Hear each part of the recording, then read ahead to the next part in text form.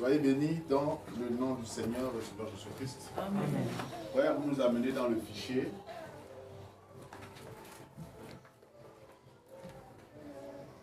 Le plus rapide d'entre vous. Ok, nous sommes sur le fichier. Ok, nous nous lèverons pour la lecture de la parole.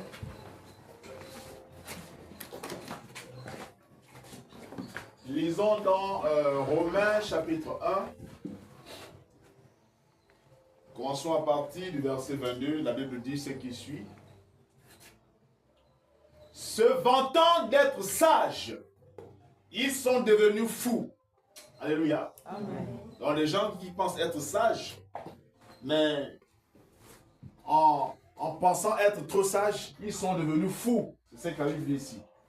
Et ils ont changé la gloire du Dieu incorruptible en image représentant l'homme corruptible, des oiseaux, des quadrupèdes et des reptiles. Les reptiles sont les serpents, en français les reptiles.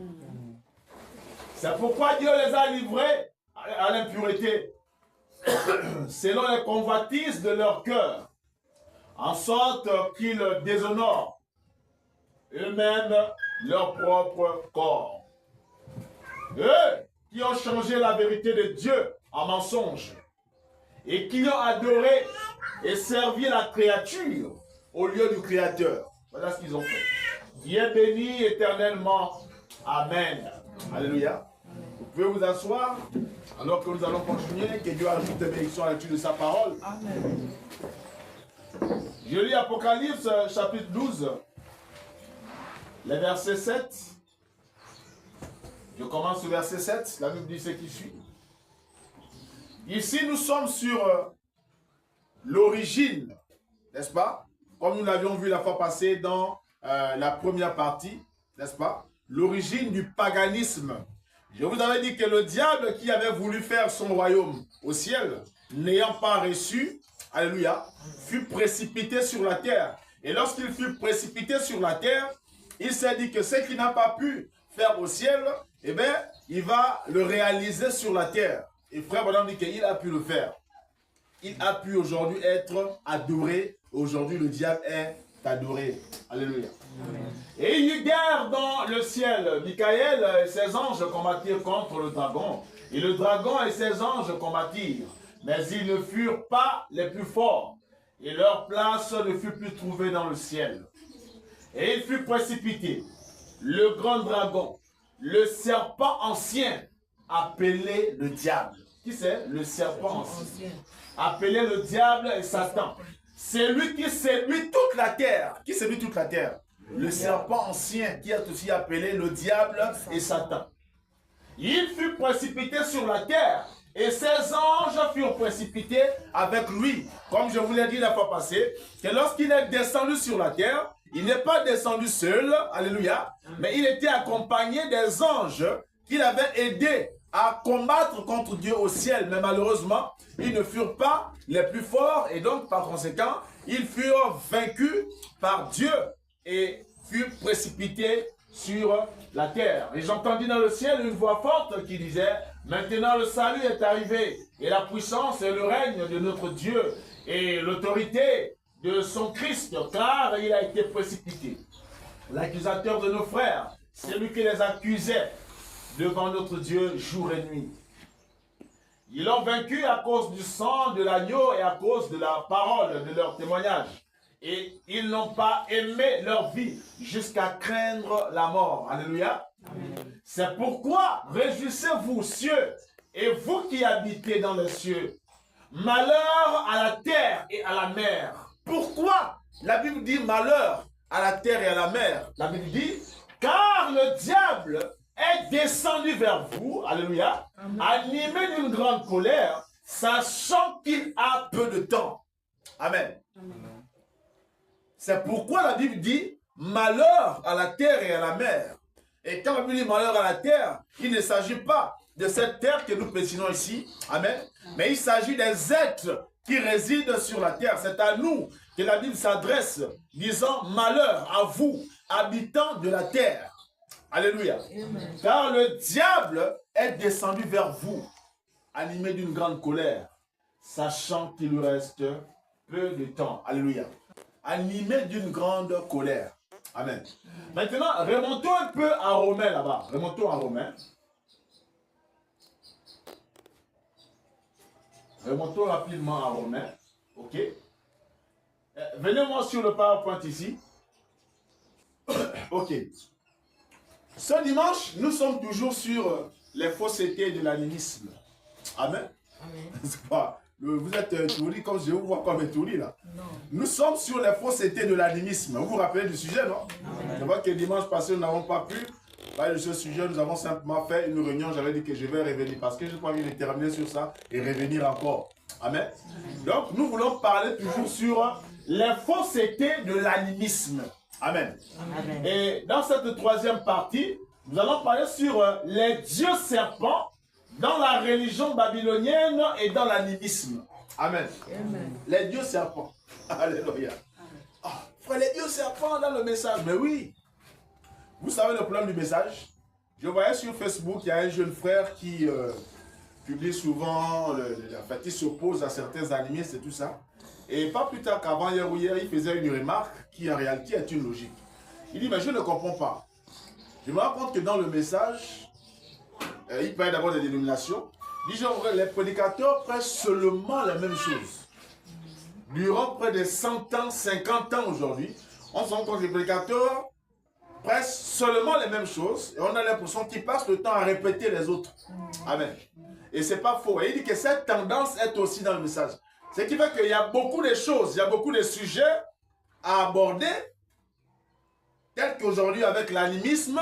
Quand on voit quelqu'un qui prie dans une église du message et qui rétrograde et va adorer des idoles, alléluia, je crois que cet individu n'a pas été convenablement enseigné. Amen. Amen. Branham dit que l'enseignement, le rôle de l'enseignement, c'est de positionner le croyant.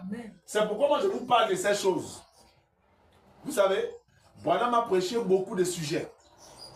Branham a un sujet qu'il a intitulé « L'homme le plus méchant de Santa Maria ». Je ne sais pas si vous avez là une brochure comme ça. L'homme le plus méchant de Santa Maria. Amen.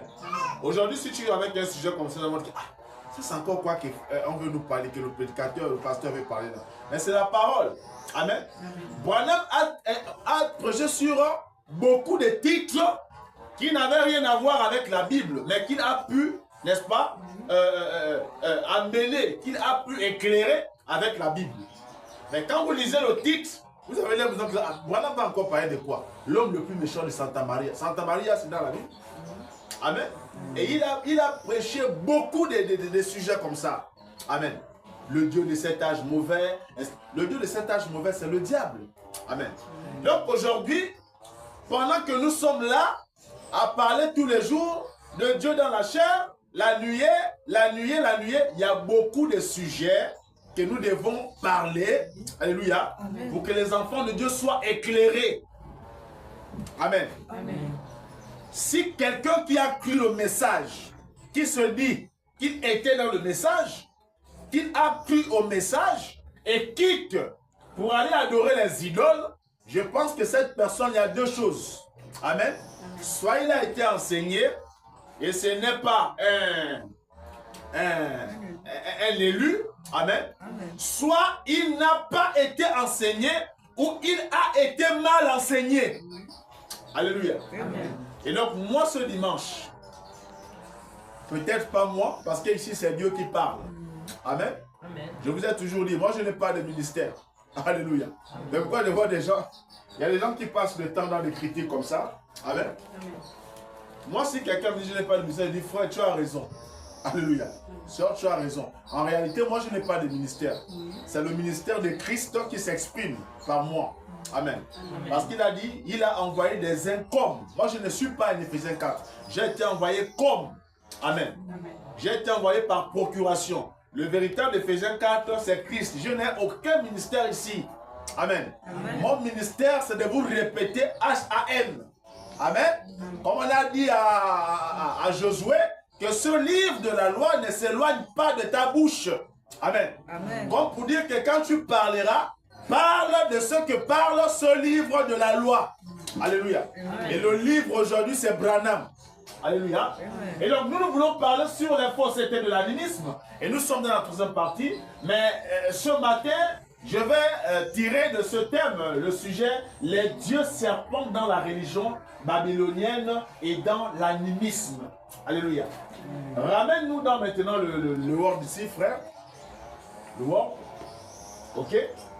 Lorsque nous étions en train de lire Romains, voilà, on dit ici que ces gens-là, ces savants-là, comme ceux que nous avons aujourd'hui, se vantant d'être sages, tellement qu'ils se vantent d'être sages, amen, parce qu'ils ont fait des hautes études, alléluia, parce qu'ils sont allés dans des universités, parce qu'ils ont lu des ouvrages rédigés par des sages et tout, parce qu'ils ont, n'est-ce pas, étudié des grands thèmes, amen. Et la Bible dit qu'ils sont devenus en réalité fous. Alléluia. C'est-à-dire que ce sont des fous, à la différence des fous que nous voyons à Mélène, eux, ils ont seulement les habits. Alléluia. Amen. Il y a des gens comme ça. Quand vous voyez le comportement, vous voyez que lui là, quand on le regarde, le comportement, putain, c'est un fou. Amen. Donc, la Bible dit qu'ils sont devenus fous. Et en devenant fous, qu'est-ce qu'ils ont fait, ces sages-là? Amen. Dans leur folie, qu'est-ce qu'ils ont fait? Ils ont changé la gloire de Dieu incorruptible en image représentant. Qu'est-ce que ces images-là représentent? Représentant l'homme corruptible. Alléluia. Amen. Vous voyez, on prend quelqu'un, on fait une statue. Amen. Et les gens se mettent autour de lui pour l'adorer. Amen. C'est une œuvre de folie. Amen. Amen. Ces images représentent l'homme corruptible, des oiseaux. Alléluia. Parce qu'il y a des gens qui adorent des oiseaux, des quadrupèdes. J'aime ce dernier texte, il dit ici, et des reptiles. Amen. Amen. Parce que ce matin, nous sommes sur les dieux serpents dans la religion babylonienne et dans l'animisme. Or, on nous dit que ces sages ici, se vantant d'être sages et étant devenus fous, dans leur folie, qu'est-ce qu'ils ont fait? Ils ont changé la gloire du Dieu corruptible en image représentant des reptiles. Amen. Amen. Parce que ce matin, je vais vous amener à comprendre que ces dieux, n'est-ce pas? Ces dieux serpents ont été adorés depuis l'Antiquité. Amen. Et sont adorés jusqu'à ce jour. Écoutez, nous sommes sur les faussetés de l'animisme. Amen. Amen. Il s'agit de voir qu'est-ce qui est finalement faux. Parce que c'est bien de dire, d'écrire au tableau, les faussetés de l'animisme. Amen. Amen. Mais nous devons vous prouver. Amen. Nous devons nous donner des preuves tangibles de voir qu'est-ce qui est faux. Amen. Parce qu'on ne peut pas accuser les gens faussement. Allons-y au texte de Genèse qui suivait en bas.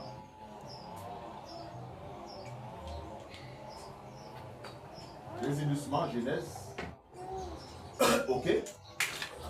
Écoutez ce que dit la Bible au sujet du serpent. Amen. Est-ce que nous sommes sur les dieux serpents? Le serpent est un être vivant qui fut créé par Dieu. Amen. Amen. Et frère Branham dit que ce serpent-là, le premier serpent, le serpent ancien dont il s'agit que nous avons lu là-bas, il dit que c'était un animal très beau. Amen. Il était entre l'homme et le chimpanzé. Alléluia. Frère Branham dit que c'était un animal qui avait la capacité de se mettre debout. Amen. Qui avait le maha. Il était très intelligent. Alléluia. Et il avait cette capacité de comprendre le langage humain. Amen. Frère Josué, comment vous dites? Mais oui, vous avez le perroquet aujourd'hui, non? Hein? Le perroquet parle, n'est-ce pas? Amen. Le perroquet a la capacité d'enregistrer quelques mots et parler. Alléluia. Amen. Comme je vous avais parlé ici des prédicateurs, du prédicateur perroquet. Amen.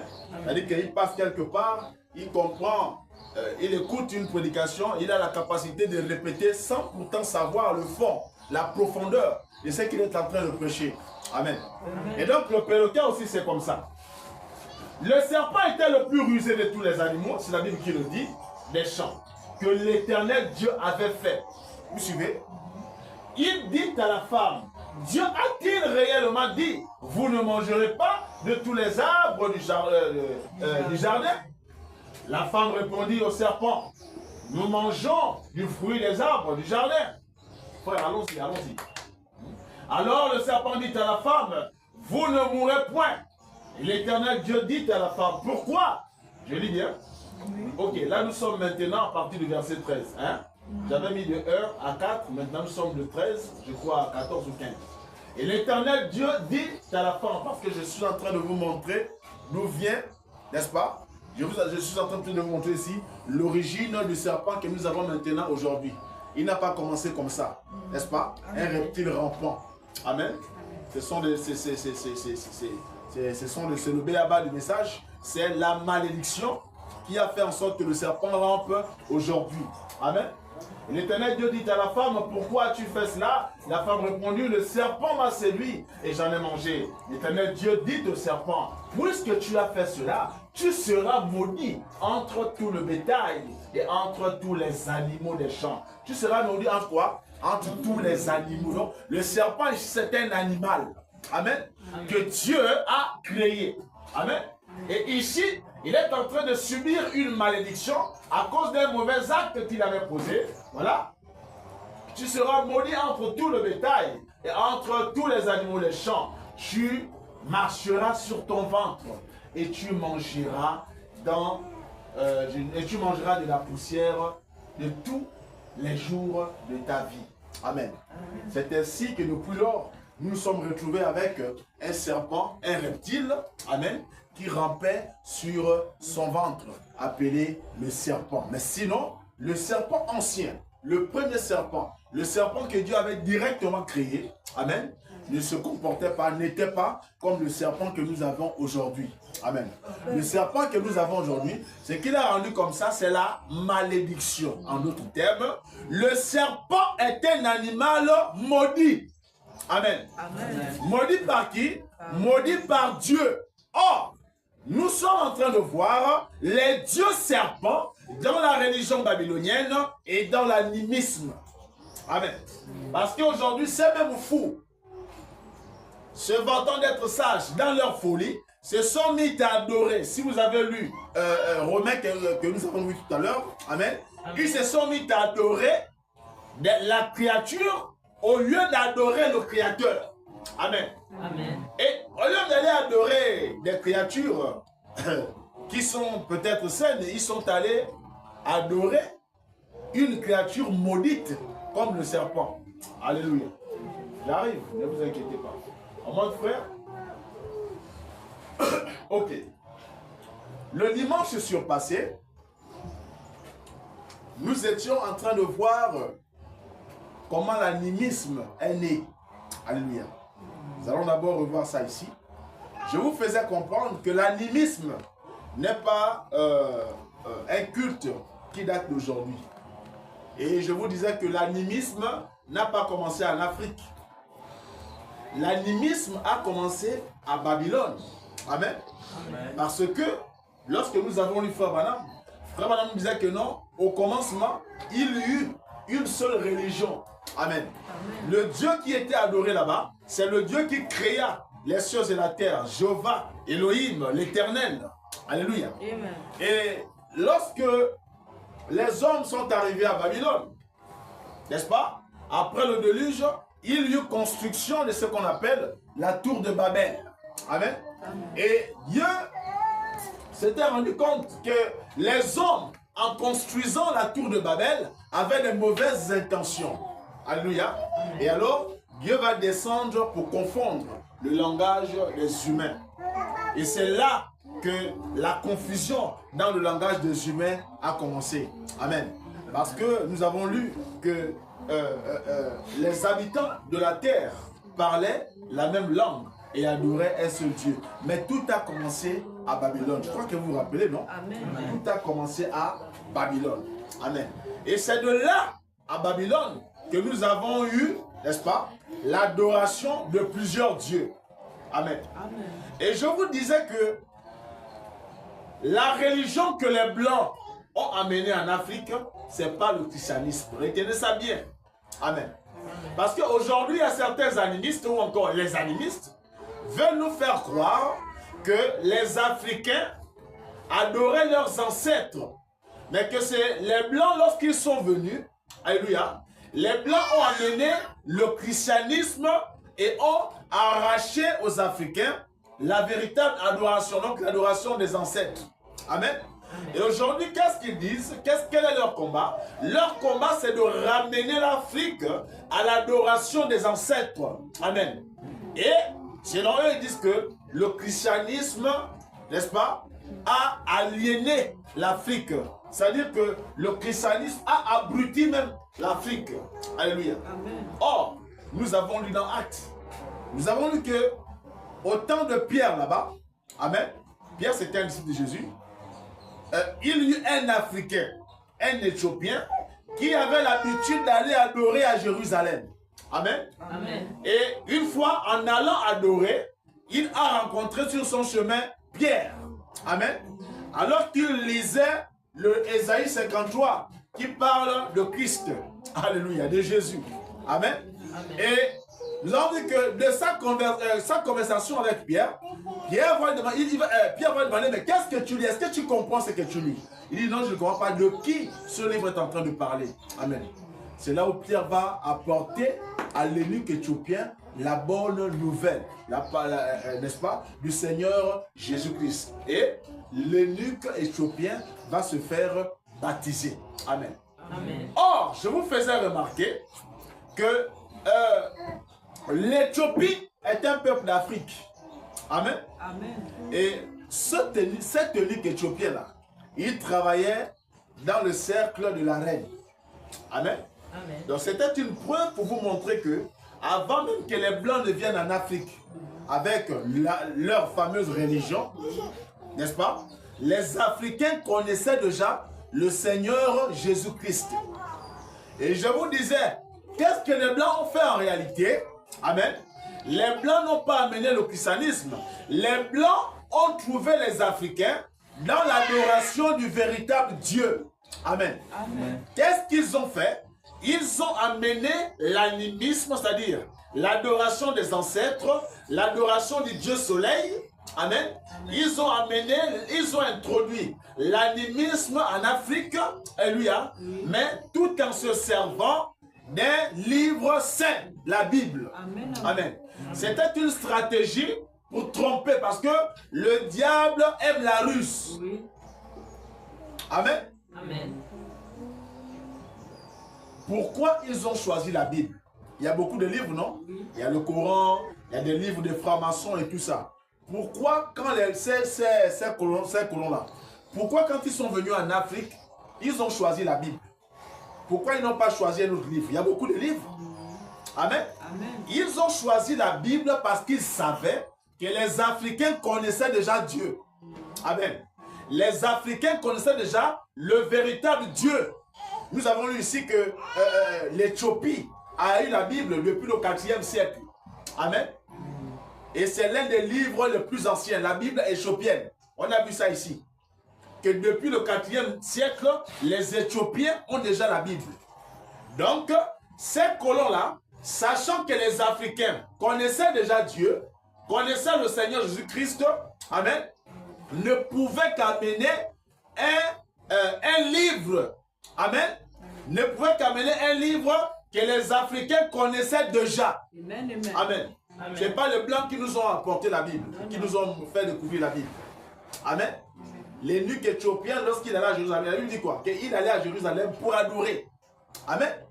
Et donc, lorsqu'ils viennent, c'est bon, comme ils connaissent la Dieu, on va aller avec la Bible, mais on va les duper, n'est-ce pas, en introduisant nos rites et nos coutumes. Amen. Amen. Et ces rites, c'est quoi? C'est l'animisme. C'est pourquoi je vous ai dit, aujourd'hui, les animistes veulent seulement se victimiser. Amen. Ils veulent se faire passer pour des victimes. La religion que les Blancs ont amenée en Afrique, c'est l'animisme. Je vais vous prouver ça ce matin. Amen. Amen. Nous allons lire ça ensemble. L'animisme n'a pas commencé en Afrique. Commençons à lire ici. C'est la même brochure que nous lisions la fois passée. l'exposé de cet âge de l'Église. Le trône est la demeure de Satan. Beaucoup l'ont vu dans ces mots qu'une simple image et non un fait historique. Ces mots sont pourtant une réalité démontrée par l'histoire. Ces mots sont une réalité démontrée par quoi? Par l'histoire. Ici, c'est William Branham qui parle. Amen. Amen. Pergame était bien le trône et la demeure de Satan. Voici comment les choses en sont arrivées là. Amen. À l'origine, ce n'est pas à Pergame que Satan demeurait pour ce qui est des choses humaines. C'est toujours Babylone qui avait été au propre, je dis bien, au propre, comme au figuré, son quartier général. Alléluia.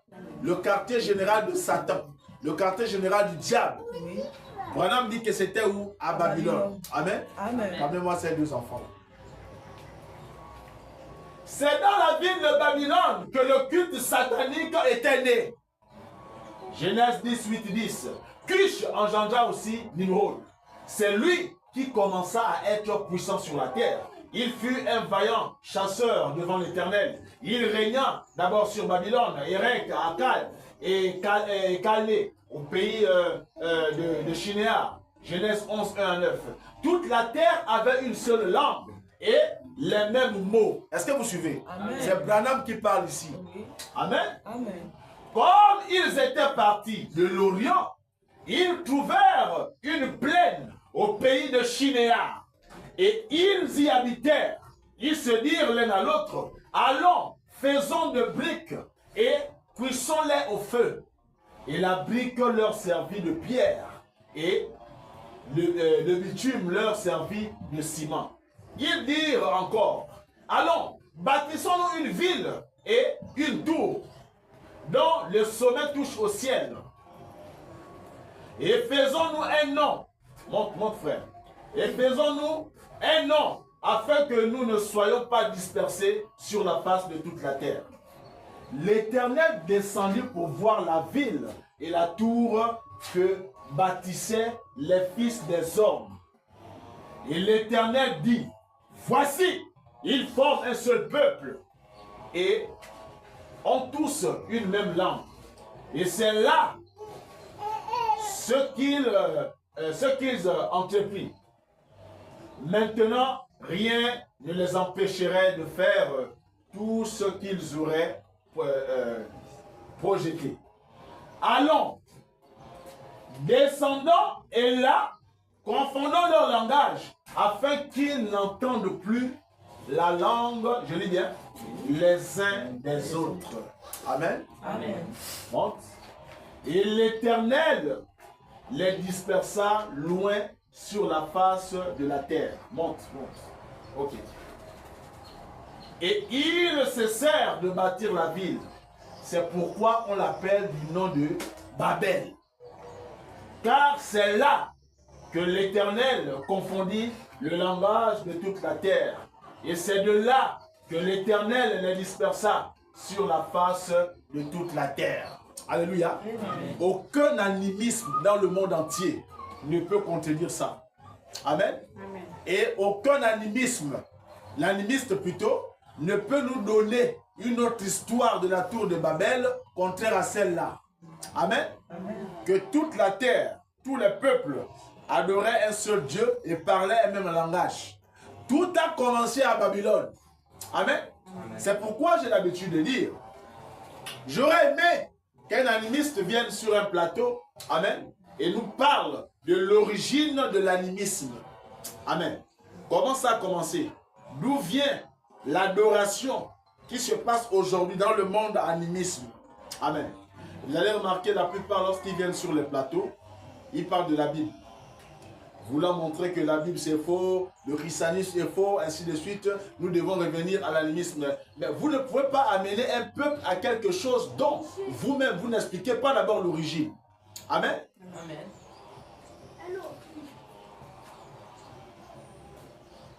Monte, je vais aller plus vite. Babel, c'est le nom d'origine de Babylone. Il signifie confusion. bien qu'en fait, Cush, fils de Cam, en soit le fondateur. Qui est le fondateur de Babylone? C'est Cush, hein? Le fils de Cam. Ce Cush qui engendra aussi Nimrod. Amen. Nimrod qui est aujourd'hui adoré sous plusieurs noms sur la terre. Alléluia. Fils de Cam en soit le fondateur originel. C'est son fils Nimrod, le vaillant chasseur, qui en fit un royaume puissant et grandiose. D'après le récit de Genèse 11, comme d'après l'histoire profane, Nimrod s'attacha à accomplir 3 choses. Il voulait édifier une nation puissante, ce qu'il fit. Il voulait répandre sa propre religion, ce qu'il fit. Il voulait répandre quoi? La religion de Nimrod. Amen. Et c'est cette religion-là que beaucoup de gens sont, dans laquelle beaucoup de gens sont plongés aujourd'hui, la religion de Nimrod. Voilà ce qu'il fit, ce à quoi il parvint aussi. Ces réalisations furent monumentales au point qu'on surnomma le royaume de Babylone la tête d'or parmi tous les gouvernements du monde. Babylone était appelée la tête d'or. Le fait que les Écritures l'identifient entièrement à Satan dans Ésaïe, chapitre 14, et dans Apocalypse, chapitre 17 et 18, prouve que la religion... Or, Apocalypse 17 et 18 parle de qui? De la mère prostituée. Amen. Amen. Alléluia. Voilà. Cela prouve que la religion de Nimrod a pris de l'ampleur. Qu'est-ce qui a pris de l'ampleur? La religion de Nimrod. C'était une religion puissante. Amen. Amen. Et nous pouvons prouver par l'histoire qu'elle a envahi le monde entier et quelle est la base de tous les systèmes d'idolâtrie. Amen. Amen. Hein? Le vaudou, le bouiti, tout. Chez les Indiens là-bas, tout ce que vous pouvez trouver comme idolâtrie dans le monde. Amen. Tout est parti de la religion de Nimrod. Alléluia. C'est la religion de Nimrod sous plusieurs formes. Amen. Et le carnaval des mythologies, même si les dieux portent des noms différents dans différentes régions du monde, selon les langues que les gens utilisent, il va sans dire qu'il s'en fait un grand nom pour lui-même et pour ses adeptes. En effet, tant que durera cet âge où nous vivons, jusqu'à ce que Jésus se révèle à ses frères, il sera adoré et honoré, bien que sous un autre nom que celui de Nimrod. Bloc. Qui sera adoré? Nimrod. Enfin, vous suivez? Amen. C'est-à-dire, c'est Nimrod, le fils de Cush, qui est adoré, mais sous plusieurs noms. Amen. Comme les gens vous parlent de Banzambi, Cana et tout ça. Amen. Ce sont des religions démoniaques. C'est la religion de Nimrod. Amen. C'est Nimrod qui est adoré, mais c'est pourquoi la Bible dit que vous adorez. Jésus a dit à la femme samaritaine que vous autres là, vous adorez ce que vous ne connaissez pas. Amen. Et aujourd'hui, les gens adorent ce qu'ils ne connaissent pas. Alléluia. Amen. Vous trouvez des gens dans les initiations politiques. Ça c'est quelle initiation? Même le nom d'initiation, la personne ne connaît pas. Amen. Dites à ces gens de vous parler de l'origine des dieux qu'ils adorent. Beaucoup seront incapables de vous dire ce Dieu-là c'est qui? Il vient d'où? Il a commencé à être adoré quand? Et comment se fait-il que les Africains l'adorent? Comment il a fait pour être adoré en Afrique? Amen. Amen. Jusqu'à ce que Jésus revienne, voilà. Nimrod est dans un autre temple, voilà. Attends, ok. Il sera adoré et honoré bien que sous un autre nom que celui de Nimrod. Et dans un autre temple, un peu différent de celui où l'on adorait à l'origine. Amen. Amen. L'histoire ancienne atteste avec la Bible que cette religion babylonienne n'était assurément pas la religion originelle. Est-ce que vous suivez? Des premiers peuples de la terre. La religion babylonienne, la religion de Nimrod n'est pas la première religion. Amen. Amen. Elle n'est pas la religion des premiers peuples, mais Frère Branham dit, c'est la première à s'être écartée de la foi originelle. Est-ce que vous suivez? Il y avait d'abord une religion, une religion qui était celle de Dieu. Amen. Mais lorsque Nimrod vient imposer sa religion au monde. Est-ce que vous suivez? C'est la première à s'être écartée de la foi originelle, mais ce n'est pas la religion originelle proprement dite. Des historiens comme Wilkinson et Mallet ont apporté des preuves catégoriques. Des historiens comme qui? Wilkinson et Mallet. Les noms sont ici. Amen. Amen. Quelqu'un contredit, allez-y chercher les ouvrages de ces gens-là. Hein? Et ils vont contester. Eux, ces historiens-là, ils ont dit, voilà, on dit qu'ils ont apporté des preuves catégoriques en se fondant sur les documents anciens que jadis, c'est-à-dire auparavant, tous les peuples de la terre croyaient en un seul Dieu. Est-ce que vous suivez? Amen. Suprême, éternel, invisible. Ce Dieu-là, c'était un Dieu invisible. Ce n'était pas un bois qu'on avait taillé, amen, ou un serpent que les gens adoraient, ou un oiseau, c'était un Dieu invisible. Vous suivez? Amen.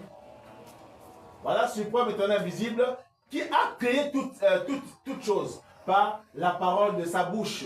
Et donc, le caractère est plein d'amour, de bonté et de justice. Ce sont des historiens qui ont prouvé ça. Amen. Avec des preuves historiques. Branham dit, mais comme Satan corrompt toujours tout ce qu'il peut corrompre, nous voyons qu'il corrompt la pensée et le cœur des hommes pour leur faire rejeter la vérité. Alléluia.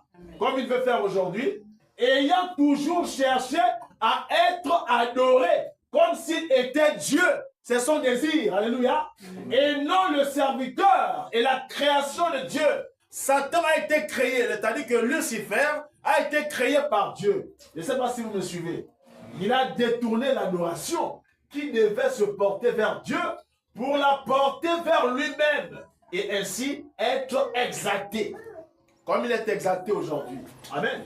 Assurément, il a bien réalisé son désir qui était de répandre sa religion sur toute la terre. Et quelle est sa religion? C'est la religion de Nimrod. Amen. Amen. Le diable adoré sous forme d'idole. Ils ont... voilà. Ok. Ceci est confirmé par Dieu dans l'épître aux Romains. Ayant connu Dieu, ils ne l'ont point glorifié comme Dieu. Ils se sont ainsi égarés dans leur... voilà. Ils ont accepté une religion corrompue au point d'adorer des créatures et non le Créateur.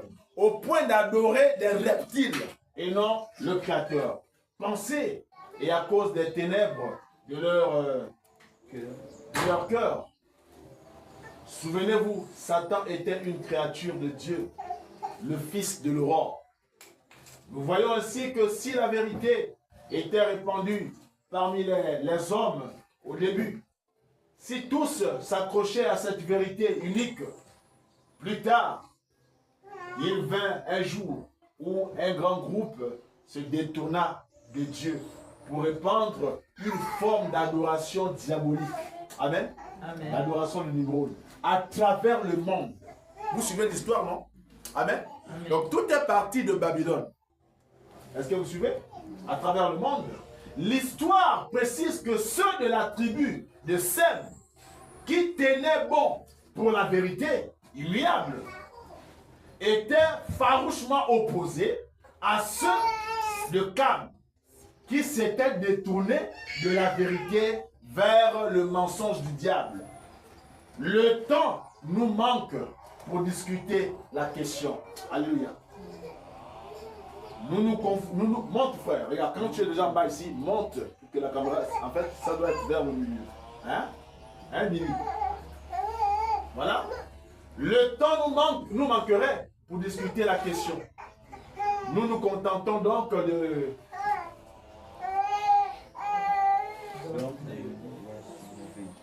Nous nous contentons donc de la soulever. Quand tu es en haut là, hein? Quand je lis, ne fais pas trop, frère, où tu passes, hein? Frère, c'est que Miller, hein? Laisse Miller passer. Hein?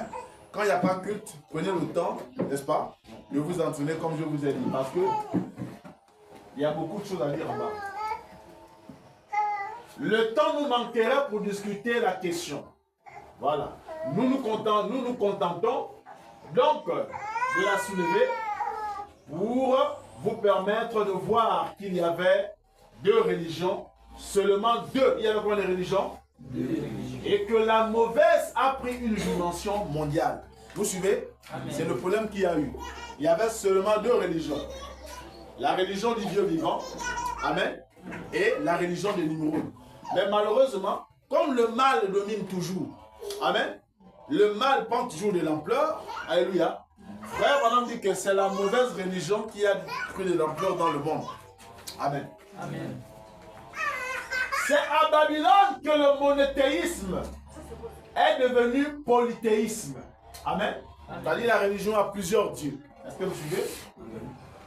C'est dans cette ville que le mensonge du diable et les mystères du diable se sont élevés contre la vérité de Dieu et les mystères de Dieu. Satan est réellement devenu le Dieu de ce monde. Satan est devenu quoi? Le Dieu de ce monde. Et il s'est fait adorer par ceux qu'il avait dupés. C'est-à-dire que ceux qu'il avait trompés ont fini par l'adorer, en leur faisant croire qu'il était vraiment le Seigneur. Hyginus dit de ce Dieu qu'on appelait de plusieurs noms, Bel, Hermès, Mercure, etc. Amen. Amen. Donc un seul Dieu mais qui avait plusieurs noms, comme je vous l'ai dit. Amen. C'est ça la religion de Nimrod. Comme on a vu la fois passée dans la première partie, lorsqu'on définissait l'animisme, il a été dit que dans l'animisme, eux, ils n'ont pas un Dieu unique qu'ils adorent, n'est-ce pas? Mais ils adorent plusieurs dieux. Pendant longtemps, les hommes vivaient sous le gouvernement de Job. Non pas le Jupiter des Romains, mais le Jéhovah des Hébreux. Amen. Amen. Antérieur à l'histoire romaine. Sans ville et sans loi. Parlant tous le même langage. Va doucement. Donc pendant longtemps, ils étaient sous, n'est-ce pas? Ils étaient sous la domination de Jéhovah. Amen. Amen. Mais Mercure, Bel, Cush, ayant interprété les discours des hommes, d'où le nom d'herméneute pour désigner un interprète, sépara aussi les nations. C'est lui qui sépara les nations. Dès lors, la discorde commença. Nous voyons par là que ce Bel, ou Cush, père de Nimrod, était à l'origine le chef de clan qui poussa les gens à s'éloigner du vrai Dieu. Qui poussa les gens à s'éloigner du vrai Dieu? Cush, le père de Nimrod. Amen. Amen. Et qui encouragea les gens, en se donnant pour l'interprète de Dieu, à accepter une autre forme de religion. La religion de Nimrod. Amen. Ou encore sa religion de Cush. Il les encouragea à réaliser la tour dont son fils fut effectivement le bâtisseur. C'est d'encourager cela qui amena la confusion et la division parmi les hommes. Il était ainsi à la fois interprète et le fauteur de la confusion. Alléluia. C'est donc Cush qui fut le père du système polythéisme. Ça, c'est Branham qui parle, hein, frère. Hein? Et quand les hommes ont été défiés, voilà, défiés par des hommes, c'est lui, bien sûr, qui est devenu le père de Dieu. Or, Cush était appelé Bel. Et Bel, dans la mythologie romaine, c'était Janus. Vous voyez? Un seul personnage, mais qui est appelé sous plusieurs noms. Amen. Amen. Vous partez dans tel continent de la terre, c'est le même personnage qui est adoré, mais sous une autre appellation. Amen. C'est pourquoi Jésus a dit à la femme sur laquelle vous adorez des choses que vous ne connaissez pas. Alléluia. Les gens sont là, on dit Bikana. Vous connaissez Bikana? Hein, frère? Amen. Demandez à ces animistes-là, donnez-nous la Zambikana là. C'est qui? Il vient d'où? Je vous dis, certains seront incapables. Il dit même tous seront incapables de vous dire d'où Zambikana vient. Amen. On dira, non, ça c'est un ange, c'est un ange que Dieu a envoyé. Voici, tout a commencé ici. Amen. Amen. À Babylone.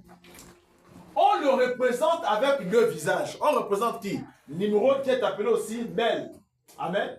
Dans d'autres mythologies, Janus. on le représente avec 2 visages et pourtant une massue au moyen de laquelle il mettait les gens en déroute et les dispersait. Ovide écrit que Janus disait de lui-même, les anciens m'ont appelé chaos. Vous suivez? Amen. Nous voyons ainsi que le culte de la Bible, le premier à s'être rébellé contre le monothéisme, c'est la religion à un seul Dieu. Hein? Amen. C'est-à-dire qu'il y a une religion où vous trouvez tout le monde adore un seul Dieu, comme par exemple nous les chrétiens. Amen. Comme les musulmans, ils adorent un seul Dieu. Mais lui, il s'est opposé à ça, pour introduire la religion à plusieurs dieux. Amen. Amen. Voilà. Culte de la Bible, le premier à s'être rébellé contre le monothéisme était appelé Bel, Bélus, Hermès, Janus, combien? Ça fait 4 noms. Amen. Etc. Donc il y en a encore d'autres. Par les peuples de l'Antiquité. Par qui? Les peuples. Donc plusieurs peuples. Amen. Il prétendait transmettre aux gens les révélations et les interprétations données par les dieux. En faisant cela, il poussa la colère de Dieu à disperser les peuples à disperser les peuples de la division, la division et la confusion. Nous avons donc vu jusqu'ici d'où vient le polythéisme ou culte de plusieurs dieux. C'est ce que je vous ai dit, non? Amen. Le polythéisme, c'est le culte à plusieurs dieux. Mais avez-vous remarqué que nous avons aussi trouvé qu'il est fait mention d'un homme appelé Cush, à qui on a donné le titre de père des dieux. Donc ce Cush-là, il se prenait même pour le père, c'est-à-dire que lui, il était au-dessus de tous ces petits dieux-là. Est-ce que vous suivez? Amen. On va dire le dieu en chef de son époque. Avez-vous remarqué le vieux terme de mythologie ancienne? Les dieux qui s'identifient à des hommes. C'est de là que provient le culte des ancêtres. C'est de là, amen, Amen, que provient le culte des ancêtres. De Babylone, la religion de Nimrod. Amen. Lorsque les animistes vous disent, écoutez, nous devons bannir le christianisme pour adorer les ancêtres, pour revenir à la religion des ancêtres. La religion des ancêtres, c'est le culte, c'est la religion de Nimrod. Amen. Amen. Et vous allez voir qui sont ces ancêtres. On va aller tout à l'heure. Là, on est d'abord en train de réviser ce que nous avons vu la fois passée. Parce qu'il faut que nous commencions, parce qu'on n'a pas des dieux serpents dans la religion babylonienne, n'est-ce pas? Et dans l'animisme. C'est de là que provient le culte des ancêtres. Examinons donc l'histoire pour savoir ce qu'il en est du culte des ancêtres. Très bien. Il s'est avéré que Cush a introduit un culte à 3 dieux. Père, Fils et Saint-Esprit. 3 dieux qui étaient tous égaux. Mais il savait que la sémence de la femme allait venir. On a vu ça la fois passée. Il fallait donc faire intervenir une femme et sa sémence. Ce fut réalisé à la mort de Nimrod. Son épouse Sémiramis le défia, se plaçant ainsi comme la mère du Fils et aussi la mère des dieux. Tout comme l'Église romaine a défié Marie, elles prétendent qu'elle était sans péché et qu'elle était la mère de Dieu. Elle, Sémiramis, appela Nimrod Zérosta. Un autre nom encore. Amen. Zérosta, ce qui signifie la sémence promise de la femme. Alléluia. Amen. Donc, dans la religion de Nimrod, la sémence promise de la femme là-bas, ce n'est pas Jésus-Christ. Amen. Amen. La sémence de la femme qui devait écraser la tête du serpent. Alléluia. Là-bas, ce n'est pas le Seigneur Jésus-Christ, mais c'est Zérosta. Est-ce que vous suivez l'histoire? Alors, frère? Mais avant longtemps, la femme commença à attirer plus l'attention que le fils. Et on ne tarda pas à la décrire comme celle qui écrasait le serpent sous son pied. On l'appelait la reine du ciel et on la disait divine, comme cela ressemble à ce qui se passe aujourd'hui. Avec Marie, mère de Jésus, qu'on a élevée jusqu'à l'immortaliser. Ainsi, maintenant, depuis septembre 1964, le concile de Nicée le concile, je lis bien, le concile de Vatican tente de donner à Marie une qualité qu'elle ne possède pas. En effet, ils veulent l'appeler Marie la médiatrice. Amen. Marie, mère de tous les croyants ou mère de l'Église. Alléluia. Amen.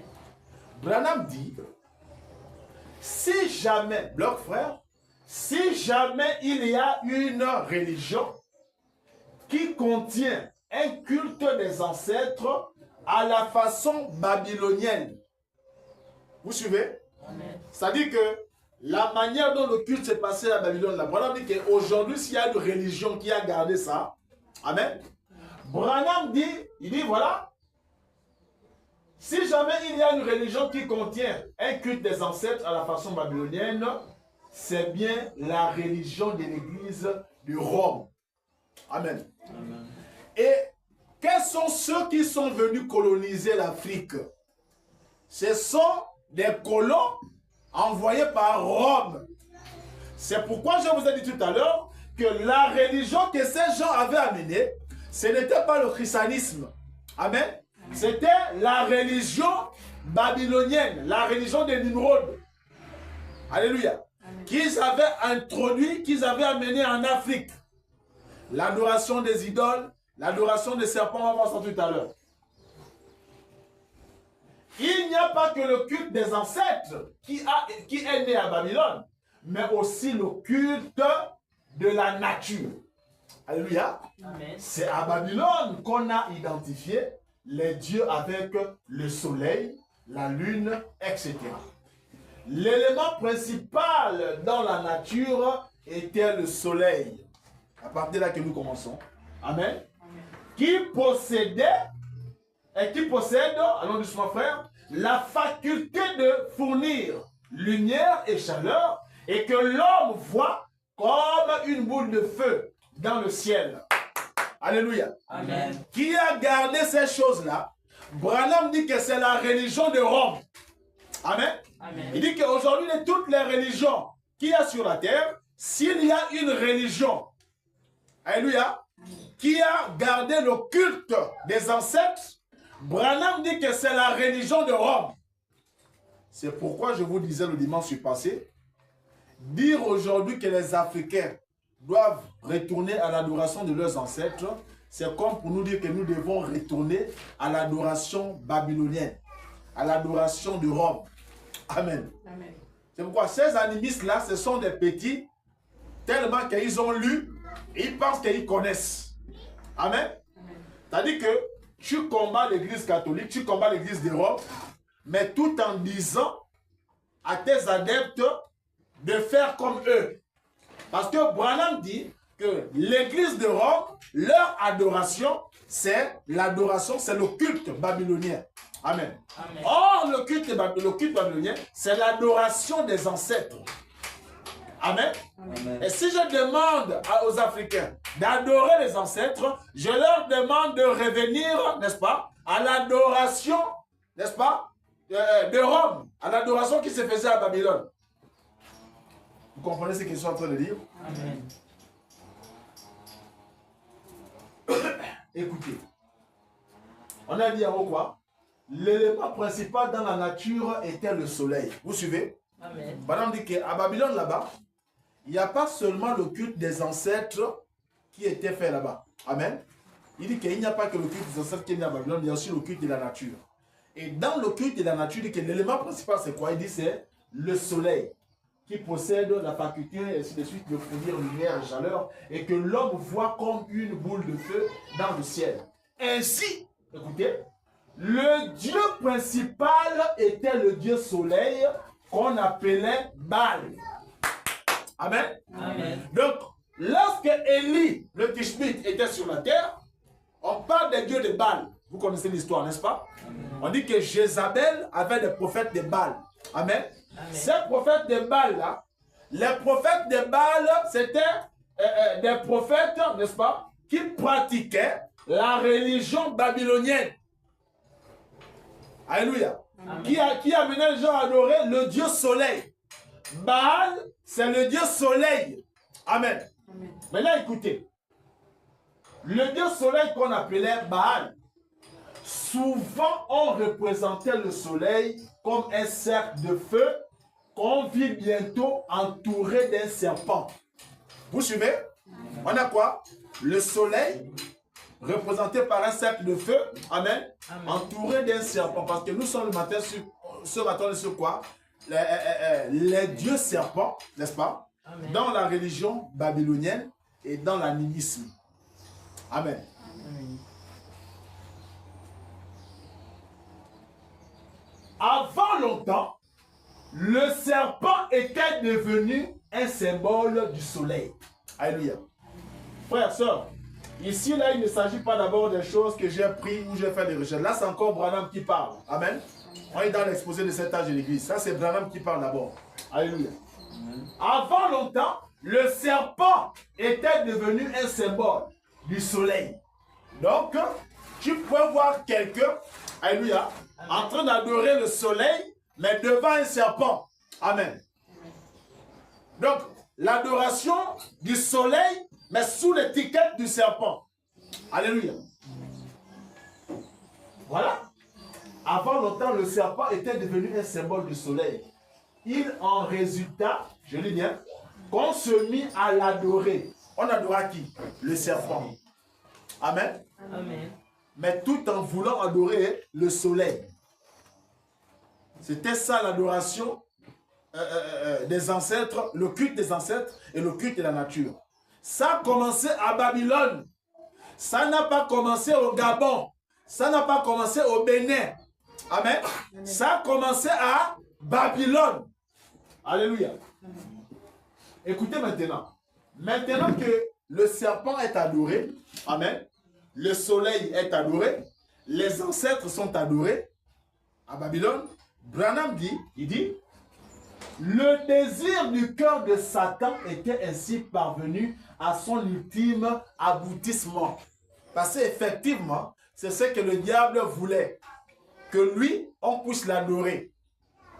Donc, aujourd'hui, adorer les ancêtres, amen, adorer la nature, c'est adorer le diable sans le savoir. Alléluia. Amen. Lorsque vous le faites, le diable est satisfait. Amen. Amen. Lorsque vous adorez la nature, Satan est satisfait. Alléluia. Est-ce que vous les plus jeunes vous écoutez? Amen. Amen. Il était adoré comme Dieu. Son trône était établi. Ses esclaves, qui c'est? C'est-à-dire que les animistes sont des esclaves de Satan, sans le savoir. Amen. Parce que tout le temps, ils adorent la créature, au lieu d'adorer le Créateur. Amen. Amen. Quand vous adorez une créature au lieu du Créateur, Satan est satisfait. Amen. Alléluia. Même dans le christianisme. C'est pourquoi les adorateurs de Branham, justement, quand vous adorez Branham, le diable est content. Alléluia. Parce qu'il sait que vous êtes dans la fausse adoration. Branham est une créature de Dieu. C'est Dieu qui a créé William Branham. Amen. Amen. Il a eu son accident de char. C'est Dieu qui lui a sauvé de là. Amen. Amen. Branham n'est pas Dieu. Quand vous adorez William Branham, Satan est trop content. Alléluia. Amen. Lorsque vous adorez un homme, que ce soit un prédicateur, Satan est content. Alléluia. Amen. Parce qu'aujourd'hui, dans le message, les prédicateurs sont même vénérés plus que Jésus. Amen. Amen.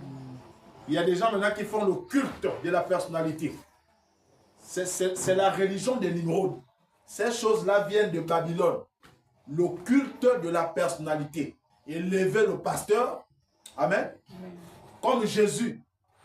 Il y a des gens, tu peux parler mal de Branham devant lui, il ne réagit pas. Amen. Tu peux parler mal d'un passage de la Bible, il ne réagit pas. Mais essaye de parler de quelque chose même qui sont prédicateurs à faire. Frères et sœurs, vous pouvez vous battre. Amen. Amen. Ce sont des gens qui sont endoctrinés dans la religion de Nimrod. Ce sont des fanatiques. Amen. Amen. Et aujourd'hui, le message de William Branham est plein. Les églises du message sont pleines de fanatiques.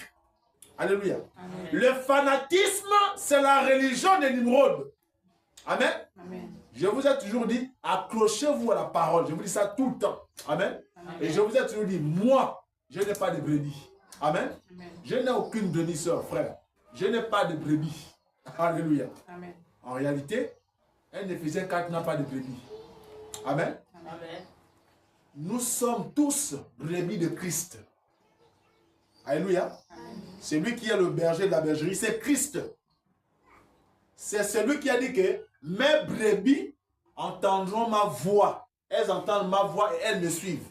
Elles ne suivront pas un étranger. Nous autres, nous sommes des étrangers. Amen. C'est pourquoi nous devons vous répéter la voix du berger pour que vous puissiez écouter la voix du berger et le suivre. Amen. Amen. Les gens sont dans des confréries dénominationnelles. C'est ça la secte et c'est ça la religion. La religion ne vient pas de Dieu. C'est pourquoi je vous ai toujours dit que non. Le christianisme n'est pas une religion. Le christianisme est une vie. Amen. Amen. La religion n'est pas de Dieu. Si tu es un religieux, tu n'iras pas au ciel. Amen. Amen. Mais si tu es un chrétien, le ciel t'appartient. Le ciel, ce n'est pas pour les religieux, c'est pour les chrétiens. Amen. Amen. Il était adoré comme Dieu. Son trône était établi. Ses esclaves se prosternaient devant lui. Amen. Amen. En faisant quoi? En se prosternant devant les idoles, en se prosternant devant des serpents, des statues. Il se prosternait devant le diable, mais sans le savoir. Alléluia. Amen. Il était adoré là, à Pergame, sous la forme d'un serpent. Alléluia. Amen. Sous la forme de quoi? Un serpent vivant. Laisse-nous un peu là. C'est-à-dire, le diable était adoré sous la forme d'un serpent vivant. Amen. Amen. Je vais connecter ça tout de suite maintenant à ce que nous vivons aujourd'hui. J'ai d'abord lu ça pour vous montrer que ces choses viennent de très loin. Amen. Amen. Et c'est ça que les Occidentaux ont introduit en Afrique. Les Blancs n'ont jamais amené le christianisme. C'est faux. Amen. Amen. Les Africains connaissent Dieu. Branham dit, il dit que Dieu aime les Africains. Il dit que le blanc, c'est l'homme du péché. C'est William Branham qui dit ça. Pourtant, lui-même, c'était un blanc, c'était un Américain. Amen. Amen. William Branham dit que Dieu aime les Africains. Il dit que le blanc, c'est l'homme du péché.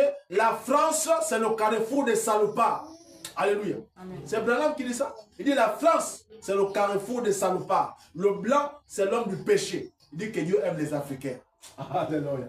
Amen. Oh là là. Il était adoré là, à Pergame, sous la forme d'un serpent vivant. Peut-être un python, ou un boa, ou un aspic, je ne sais pas. Mais le diable était adoré sous la forme d'un serpent vivant. Donc, là-bas à Pergame, n'est-ce pas? Il y a des gens qui adoraient déjà des serpents. Vous pouvez venir quelque part trouver quelqu'un en train de se mettre à genoux devant un serpent. Amen. Et pas la plupart de nos cultes africains, le serpent est toujours là. Amen. Amen. Amen. Les Russes chrétiens, ils ont les serpents. Amen. Tous ces traditionnalistes que vous voyez là, ils ont des serpents. Alléluia. Mon grand-père, le père de ma mère, amen. Lui, il avait un serpent avant qu'il ne croie. Ils ont tué ce serpent lorsqu'il s'est converti. Je ne sais pas si c'est gens de Béthanie, une alliance chrétienne qui étaient venus au village. Ils ont tué un serpent noir. Maman dit que non, lorsqu'ils allaient à la pêche, parce que quand les vacances arrivent comme ça, ils prennent toute sa famille, ils vont à la pêche. Il dit que parfois il y a la pêche, quand le serpent apparaît, on dit que non, faites des trucs qu'on rentre au village. Soit il y a un décès, ainsi de suite. Est-ce que vous suivez? Parce que lui-même, il communiquait avec son serpent. Et il faisait la pêche avec. Et même quand le pasteur Andrew arrivait, parce que lui, il était vraiment proche du grand-père, il dit, eux, ils ont eu l'occasion de voir ce serpent. Nous, peut-être, on était plus petits. Il dit que le serpent, effectivement, on le voyait parce qu'il y avait des cannes derrière la maison et le serpent tournait toujours dans les cannes. Et les cannes, là, on ne suçait pas ça. Est-ce que vous suivez? Mais comment, qui a enseigné ça? Comment ce serpent-là venait d'où? Alléluia. Amen. Ce sont des pratiques qui datent depuis l'Antiquité. Amen. Parce que eux, ce sont des gens qui sont allés combattre à gauche, à droite. Et quand les Blancs sont venus, il y avait des chefs de terre à l'époque, non? Amen. Ces chefs de terre étaient proches des Blancs. Les Blancs là, leur montraient des pratiques. Amen. Amen. Tout comme aujourd'hui, pour être un chef d'entreprise, on va te dire, rentre à la rose froid, fais ceci. Amen. Amen. Il était adoré là, voilà. L'arbre de la connaissance du bien et du mal. Maintenant, représenté sous la forme d'un serpent vivant, avait séduit non seulement Ève, Amen. Amen. Mais aussi la plus grande partie de l'humanité. Alléluia. Amen. La plus grande partie de l'humanité avait été séduite par l'adoration du Dieu soleil, mais sous la forme d'un serpent. Amen. Amen. Vous adorez ce que vous ne connaissez pas. Alléluia. Le culte du Dieu serpent dans la religion babylonienne. Là, c'est maintenant les recherches qui parlent. Amen. Hein? Si vous allez sur Google, vous trouvez ça. Hein? Alléluia. C'est même là dans l'ordinateur, juste que je n'ai pas lancé le navigateur. C'est encore là, il y a la connexion. Si vous lancez là, ça va passer. Mais comme ici, c'est en grand caractère, c'est mieux que nous lisons ici. Donc, vous voyez que nous venons de lire que là-bas à Babylone, il y avait déjà le culte du Dieu serpent. Vrai ou faux? Amen. Amen. Qui en réalité était adoré, n'est-ce pas? C'est-à-dire que quand les gens voulaient adorer le Dieu soleil, les gens adoraient un serpent. Donc l'adoration du serpent, n'est-ce pas, remonte depuis l'âge babylonien. Amen. Amen. Cet âge, n'est-ce pas, où plusieurs cultes ont été introduits par Nimrod, par Cush. Amen. Et c'est là-bas où toute la connaissance mystique a été enseignée. Amen. Quand vous voyez la magie, les hautes magies et tout ça, c'est depuis là-bas, depuis Babylone. La Rose-Croix, les Illuminati, toutes ces sectes-là, ces confréries mystiques, tout a commencé à Babylone. Par cet homme qu'on appelle Cush. Amen.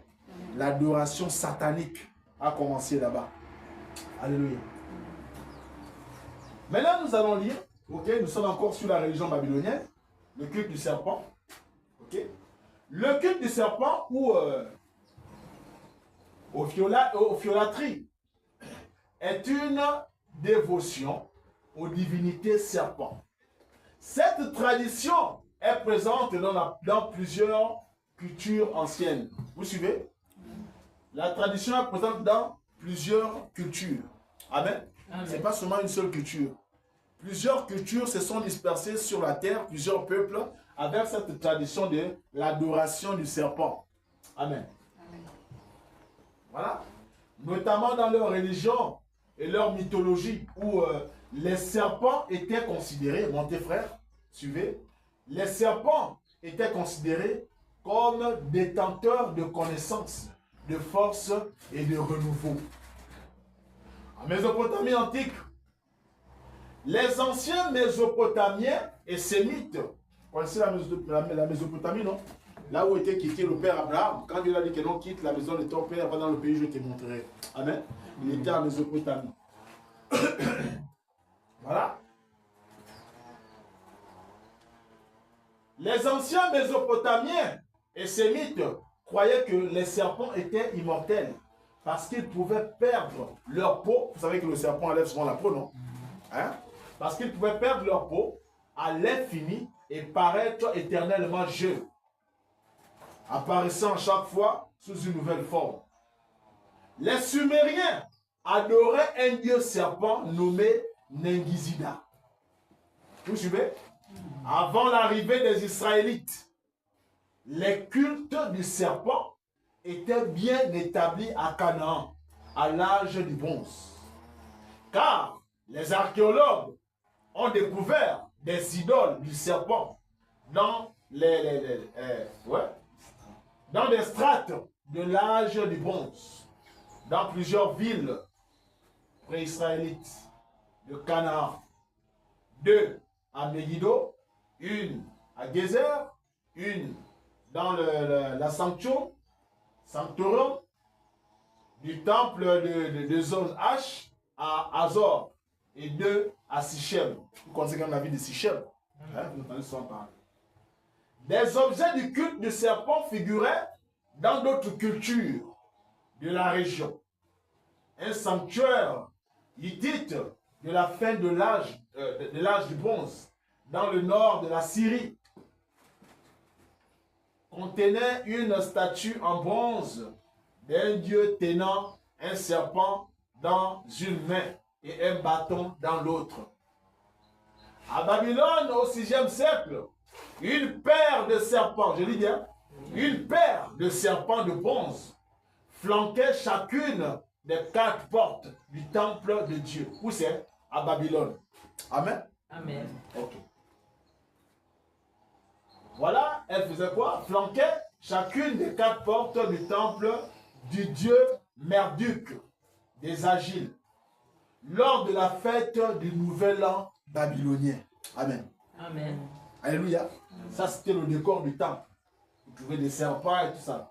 Le prêtre devait commander à un menuisier, à un métallurgiste et à un orfèvre 2 images dont l'une tiendra dans sa main gauche un serpent de cèdre, levant sa main, voilà, droite vers le dieu Nabu. C'était le dieu qui était adoré. Est-ce que vous suivez? Amen. Au tel de Tep Gawa, au moins 17 serpents de bronze assyriens du début de l'âge de bronze ont été récupérés. Alléluia. Amen. Amen. Le serpent dans l'animisme. Donc vous voyez que depuis l'âge babylonien, amen, cette chose, cette pratique était déjà, n'est-ce pas, et ce culte, je voulais dire, était déjà pratiqué. Amen. Amen. Le culte du serpent. Frère, si vous ne savez pas ces choses, c'est-à-dire que vous allez vous retrouver dans ça, mais sans le savoir. Parce que le diable est très rusé. Amen. Amen. Ce qui fait qu'aujourd'hui, il y a des prédicateurs dénominationnels, voire même du message, qui se sont retrouvés dans des choses comme ça. Amen. Piégés sans le savoir. Amen. Il y a beaucoup de pasteurs qui pratiquent, qui fréquentent les charlatans et autres.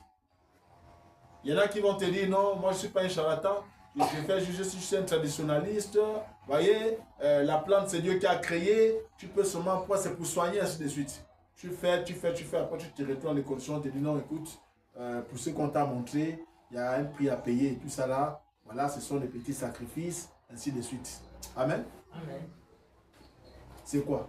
C'est une religion qui vient avec ruse. Amen. Vous ne suivez pas, vous tombez dans le piège. Écoutez maintenant. Le serpent était symbolisé, n'est-ce pas, de façon principale dans le culte babylonien. On vient de dire ça, n'est-ce pas? Amen. À Babylone, on adorait le serpent, n'est-ce pas, sous l'étiquette du dieu soleil. Amen. Et Branham dit que s'il y a une religion aujourd'hui dans laquelle on retrouve le culte des ancêtres à la façon babylonienne, Branham dit que c'est la religion de Rome.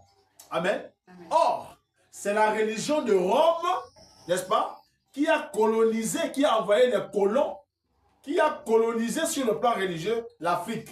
Amen. Amen. Il n'y a aucun village, excusez-moi, la plupart des villages, même vous allez dans les villages retirés, vous allez toujours trouver, il y a un petit temple de la religion de Rome qui est là. Amen. Le catholicisme. Alléluia. Amen. Un petit temple, ça ne manque pas. Amen. Amen. Ils sont toujours là. Ces gens-là sont venus coloniser religieusement l'Afrique. Mais qu'est-ce qu'ils ont apporté? Ils ont apporté cette religion, l'adoration, le culte des ancêtres. Amen. Amen. C'est pourquoi aujourd'hui, les Africains se retrouvent dans ça. Sinon, les Africains connaissent Dieu, je vous l'ai dit. Amen. Que l'Éthiopie a sa Bible depuis le 4e siècle. Amen. Amen. Les Éthiopiens partaient déjà à Jérusalem pour adorer. On a lu la Bible ici la fois passée. Amen. Amen. Et nous avons vu la fois passée, en parlant du peuple fan, je crois que c'était l'Ouganda, non? Que le peuple fan, en regardant sur le net, on dit que parmi les tests qui sont là, que le peuple fan, ils reviennent je crois que c'est l'Ouganda le pays, n'est-ce pas? Le Soudan plutôt, voilà. Vous avez suivi, voilà, qui reviennent du Soudan. Et le Soudan est frontalier à l'Éthiopie. Alléluia. Or, l'Éthiopie, c'est un peuple, eux, ils connaissaient déjà Dieu.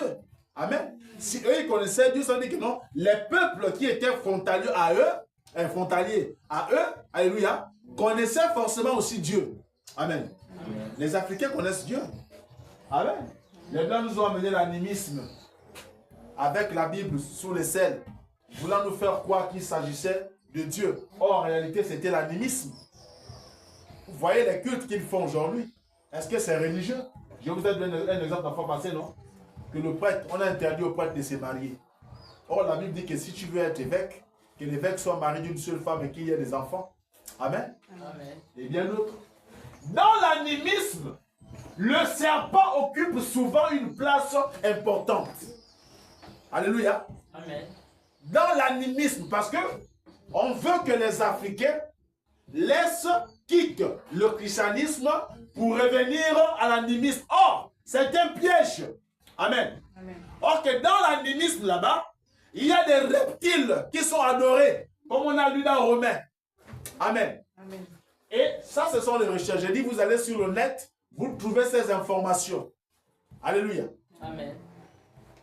Dans l'animisme, le serpent occupe souvent une place importante, symbolisant à la fois le bien et le mal, la mort et la renaissance, la sagesse et la transformation. Ça sont les définitions de la représentation du serpent dans l'animisme. Amen.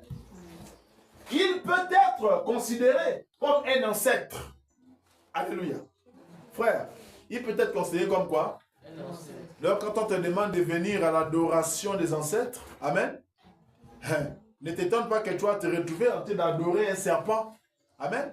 On va te dire, c'est ton ancêtre, comme je viens de vous dire. Mon grand-père avait un serpent. Amen. Un serpent noir. Alléluia. Amen. Certainement, si on lui demandait, il devait dire que non. Ça, c'est un ancêtre. Hein? N'est-ce pas? Il faut l'honorer. Parce que ces gens-là, ils nourrissent même ces choses-là. N'est-ce pas? Ils ont des petits rituels qu'il faut nourrir, il faut entretenir le totem. D'autres appellent ça les totems. Ce sont des démons, frères, qui sont vénérés par les animaux. Amen. Dieu merci que cet homme, avant de mourir, a cru. Alléluia. Amen. Les gens sont venus au village, le serpent a été tué.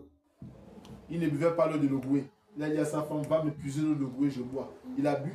Je crois aussi le bœuf, qu'il ne mangeait pas la viande de bœuf. Parce que je crois qu'il avait aussi le buffle, un truc comme ça. On a amené la viande de bœuf, il a mangé. Amen. Et c'est à cela que nous exhortons les animistes. De quitter ces choses-là, amen, pour venir croire le véritable Dieu, salut au Seigneur Jésus-Christ.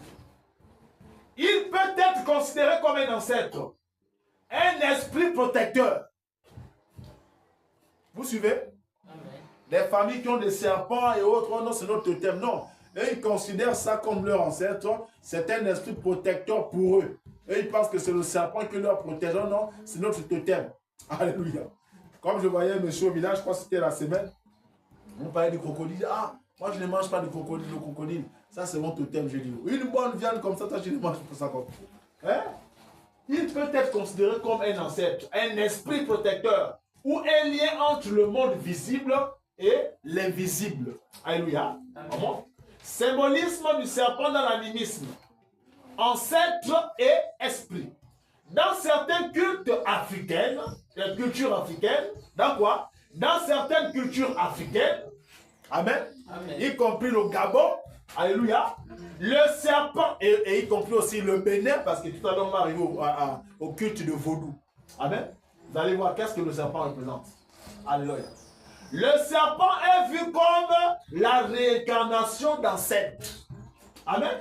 Amen. Ou d'esprits protecteurs. Notamment le Lébé chez les Dogons. Ce sont des peuples. Lien entre les mondes. Le serpent, capable de se mouvoir dans différents environnements. Terre, eau, arbre. Vous savez ça, non? Le serpent vit sur la terre, dans l'eau, sur les arbres, ainsi de suite. Voilà. Amen. Est souvent perçu comme un médiateur. Carrément, un médiateur. Ce n'est plus Jésus-Christ qui est le médiateur, mais le serpent. Alléluia. Un médiateur entre le monde des vivants et celui des esprits. Un guide ou un messager. Voici à quoi on veut vous amener quand on vous demande de revenir à l'adoration des ancêtres. C'est ça. Alléluia. Amen. Les jeunes, vous suivez? Amen. Hein? Est-ce que vous suivez? Amen. Vous allez parcourir des endroits. Hein? Il y en a qui vont sortir du pays, aller dans des endroits, vous allez fréquenter des milieux, vous aurez des collègues de travail, des condisciples de classe, à l'université et tout. Amen. Soyez très vigilants. Alléluia. Parce que le diable est très rusé. Amen. On va vous présenter quelque chose où vous pensez que c'est bon. Écoutez, beaucoup de jeunes se sont retrouvés piégés dans la rose-croix, n'est-ce pas? Ne sachant pas que c'était l'initiation qu'on était en train de les faire faire. Après, je te dis, non, écoute, tu as déjà signé. Il faut donner le père ou la mère. Amen. Et quand ça ne marche pas, ce sont des fous que vous voyez dans la rue. Amen. Beaucoup se sont retrouvés piégés. Il va chez un charlatan pour faire quelque chose. On a doublé. Il y a même des gens qui laissent leur, ils appellent ça les étoiles. N'est-ce pas? Parce que ces gens ont la capacité de regarder. Amen. Quand ils voient que cet enfant a un avenir. Amen. Tu vas chez le charlatan pour un autre problème. Là-bas, il touche ton étoile. On éteint ton étoile. Alléluia. Je vous parle des choses qui se font, des trucs qui se font. C'est-à-dire que dans le message, nous croyons que ces choses-là n'existent pas parce que tout le temps, la nuée, frère, la nuée est descendue. La nuée est descendue, c'est vrai, mais si on parle de l'animisme, amen, on demande aux gens qu'on doit retourner à l'animisme. C'est pourquoi enseigner aux gens, c'est quoi l'animisme? Alléluia. Amen. Sinon, d'ici 4 matins, on verra des gens aller bêtement. Oh, frère, moi, je suis venu à un animisme. Mais tu connais que l'animisme, c'est quoi, frère? Parce que des gens rentrent dans des tendances qu'ils ne connaissent pas. Amen. Amen. L'animisme, c'est ce que je suis en train de vous lire ici. Alléluia. Amen. Le serpent, en muant, change de peau et se renouvelle. Ce processus est associé à la transformation, à la mort, à la renaissance des thèmes centraux dans l'animisme. Est-ce que vous écoutez? Sagesse et connaissance. Dans certaines traditions, le serpent est porteur d'une sagesse cachée, d'une connaissance ancestrale, donc connaissance des ancêtres, liée aux ancêtres. Amen. Souvent liée à la nature et à ses mystères liés à la nature. Vous venez voir quelqu'un pour un médicament, il dit non, attendez, je vais d'abord consulter les esprits et tout ça. Amen. Il va dans la forêt. Vous connaissez avec qui il va parler? Hein, frère? Il va consulter les démons. Amen. Et très souvent, ces gens-là, c'est le python. Ils travaillent avec des pythons. Vous avez le support, vous allez le voir avec un serpent. Vous n'entendez pas les histoires où les serpents, quelqu'un a un serpent qui accouche de l'argent? Vous n'avez jamais entendu? Hein? Même dans les films nigériens qui passent là. Ce sont des événements réels que les gens prennent pour tourner des films. Il y a des gens qui ont des serpents. Il y avait l'histoire à l'époque à Libreville d'une bague. Une dame qui est allée au salon de coiffure, se coiffer, en allant, elle a oublié la bague au salon. Or, c'était une dame de Rose-Croix et tout. Et donc, je ne sais pas si c'est la dame du salon de coiffure ou bien une autre cliente qui est venue, qui a ramassé la bague au salon. Et lorsqu'elle va avec la bague, à une certaine heure, parce que lui, le serpent, à une certaine heure, il doit sortir pour faire son travail, libérer l'argent et tout. Mets-moi dans l'eau, mets-moi dans l'eau, mets-moi dans l'eau. Comment la bague?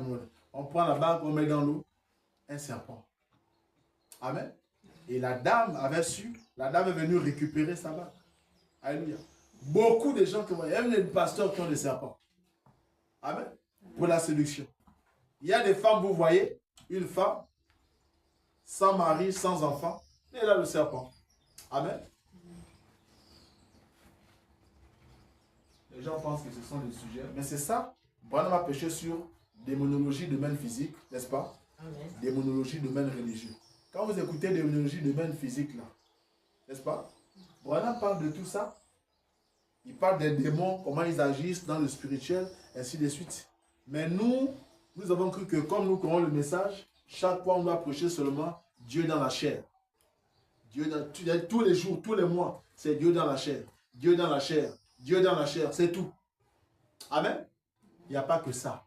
Il y a aussi l'animisme. On doit connaître c'est quoi l'animisme.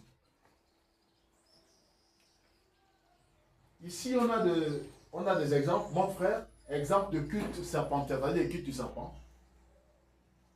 Culte du lébé, Dogon. Le lébé, réincarnation du premier ancêtre. Le lébé, c'est quoi? Réincarnation du premier ancêtre. Guide des Dogons. Ce sont les peuples, des tribus. Les Dogons sous forme de serpent. Amen. Amen. C'est-à-dire que vous trouvez un peuple, ils sont là, mais ils obéissent à un serpent.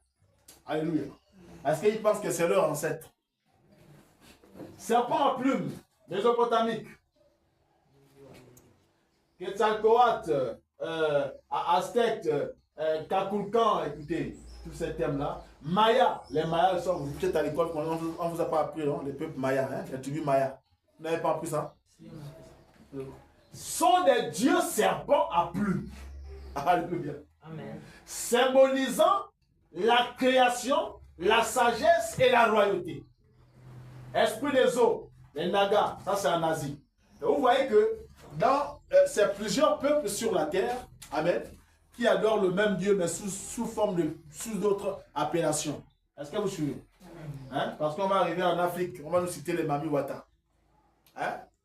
Mami, vous avez entendu parler de Mami Wata? Ce sont les esprits des eaux. Amen. Liés au serpent. C'est en faisant des recherches que je l'ai su. Parce que j'entends souvent ce thème, je ne me suis jamais intéressé à ça. Amen. Pour moi, bon, c'est une sirène. Or, il y a le serpent aussi.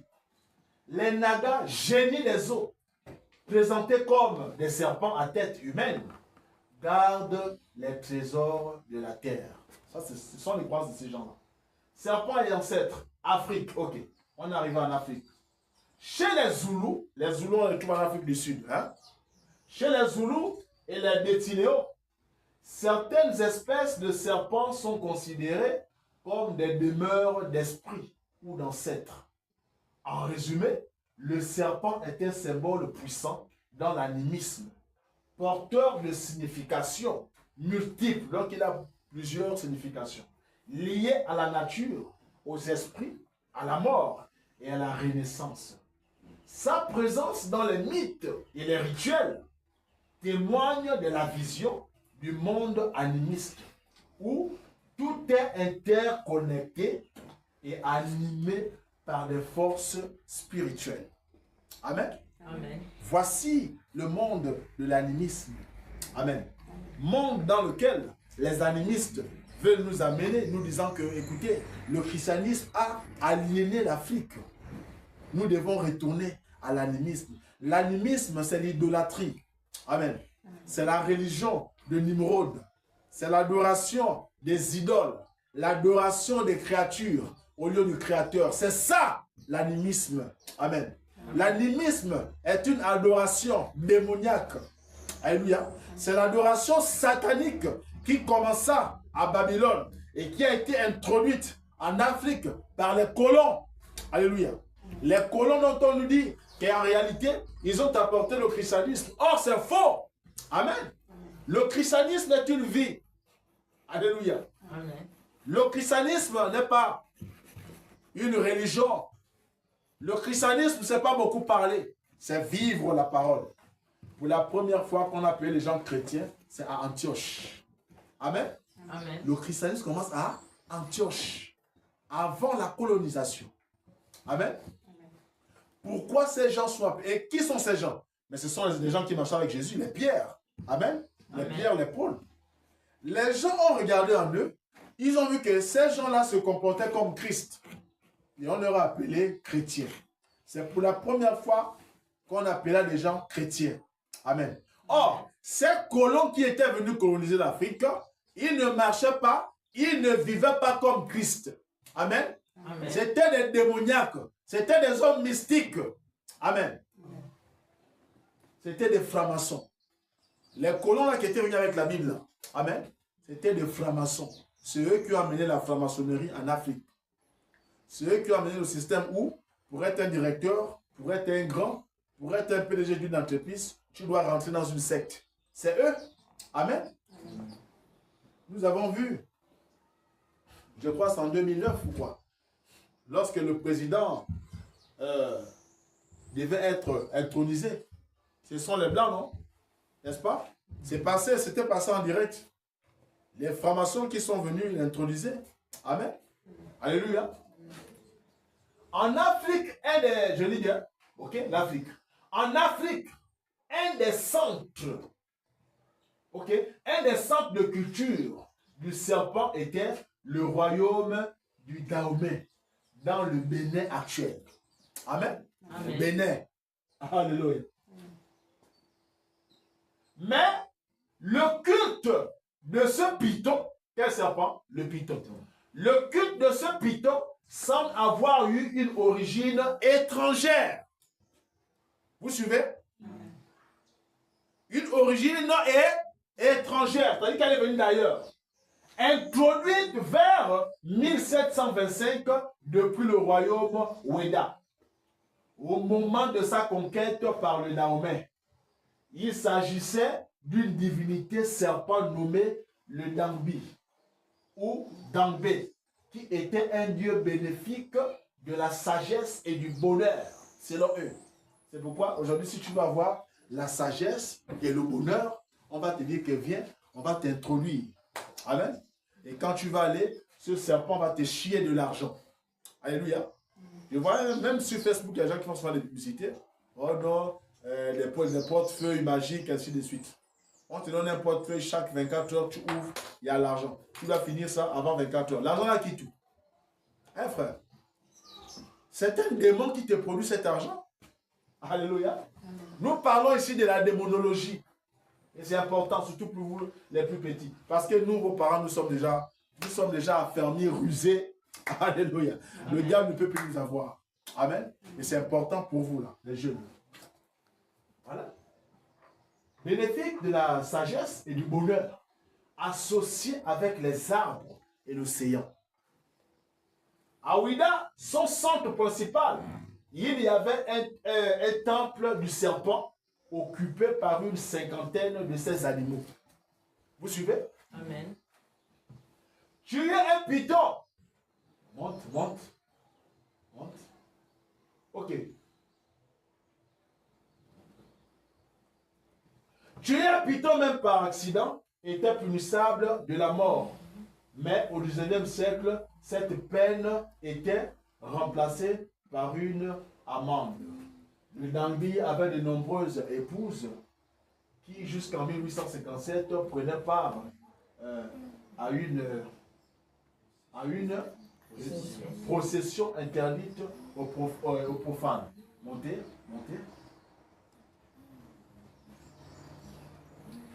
Serpent arc-en-ciel.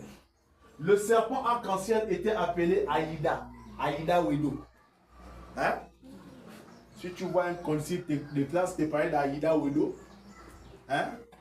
Aïda Wedo, c'est un dieu serpent. Alléluia. Amen. Le serpent arc-en-ciel était appelé Aïda Wedo, un genre de serpent cosmique qui pouvait provoquer des séismes et des inondations, et même contrôler le mouvement des corps célestes. Vous suivez? Amen. Bien. Le diable peut imiter tout ce que Dieu fait, mais la seule chose qu'il peut faire, c'est créer. Amen. Amen. Le diable peut créer des séismes sur la terre. Alléluia. Amen. N'est-ce pas?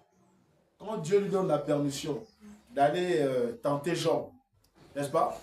Qui provoque tout ce qui arrive là? C'est le diable. Amen. Amen.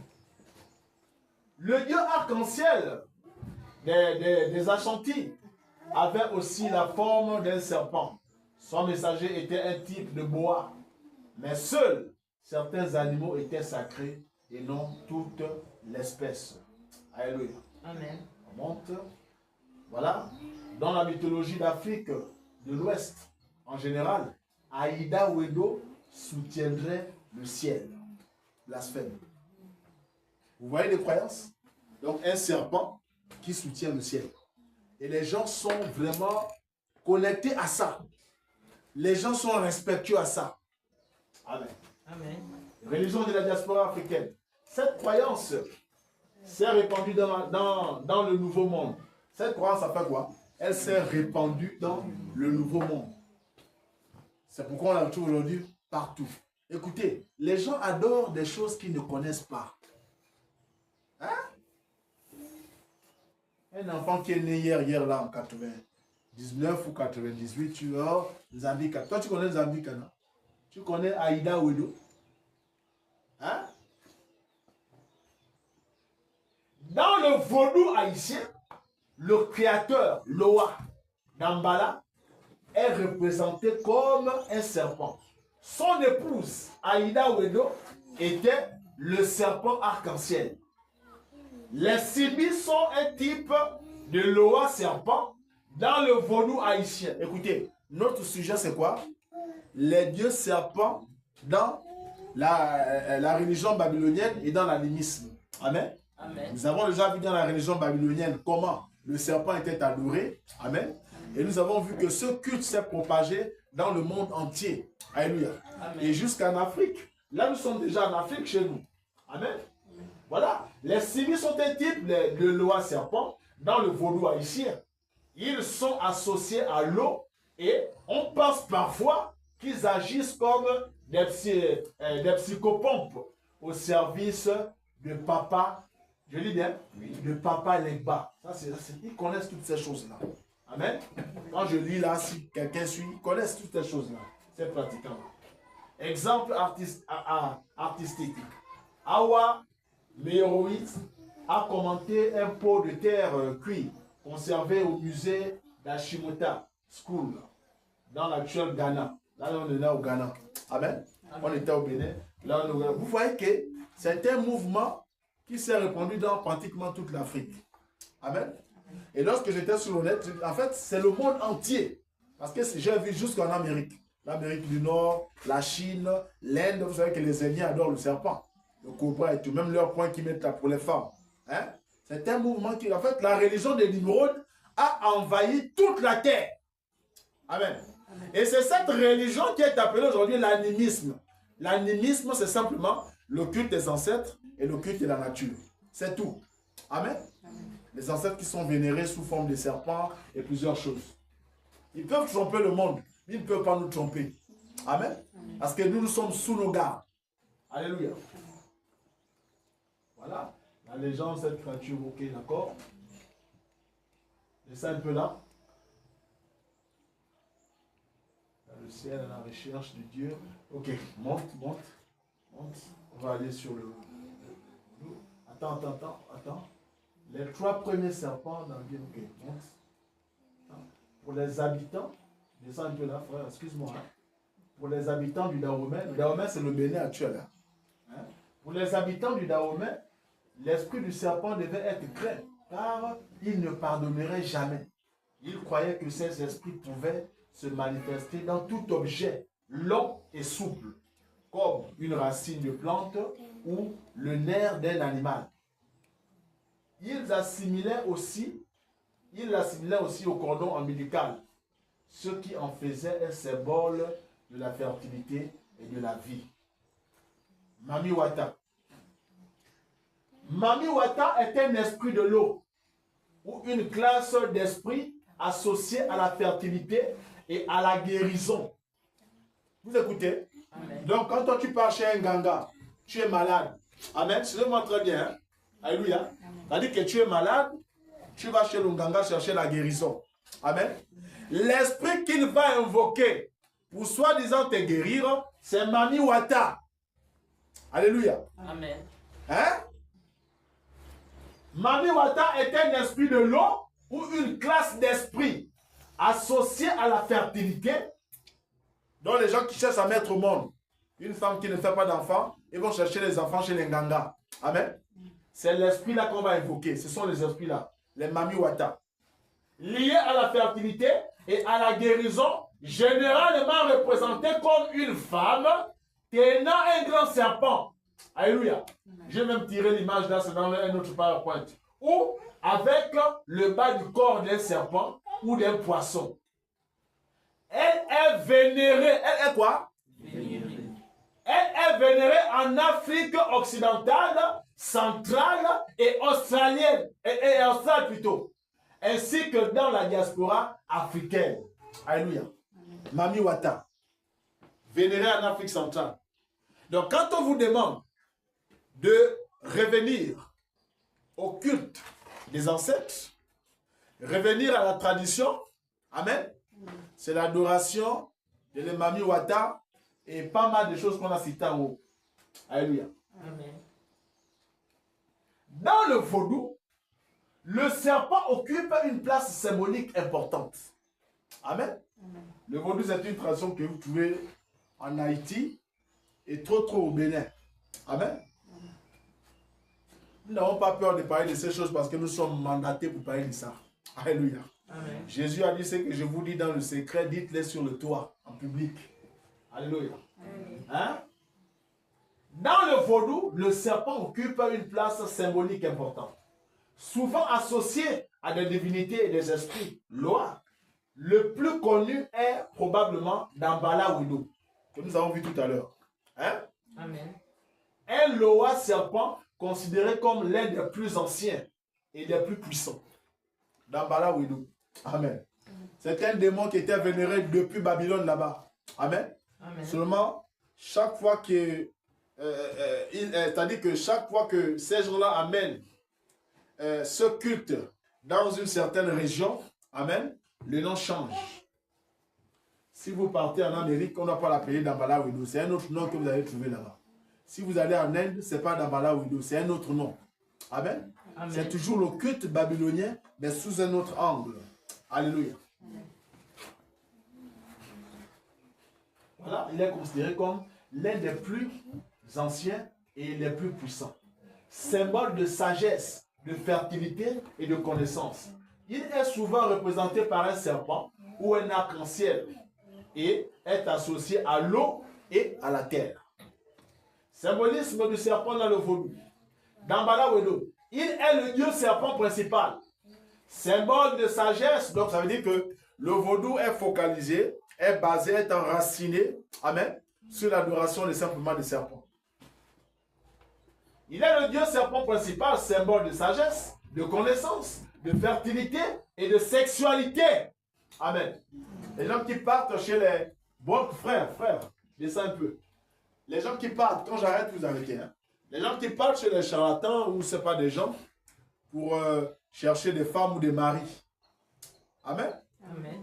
Ou peut-être des maladies sexuelles ou quoi. Amen, des problèmes sexuels. C'est, frère, soeur, l'esprit qu'on va invoquer là-bas pour communiquer avec toi, pour traiter ton problème, c'est Dambala Wido. Alléluia. Et toi, tu ne connais pas tout ça. Mais tu sais seulement que le monsieur là, c'est un marabout, ou c'est un féticheur, ou c'est un machin. Toi, tu vois seulement l'argent que tu lui donnes et le produit qui te remet. Amen. Mais tu ne connais pas, on t'a lié à un esprit dangereux. Alléluia. On vient de te lier, de te connecter à un esprit que tu ne connais pas. Amen. Un certain Dambala Wido. Et il arrivera un temps où on va commencer à te demander des choses.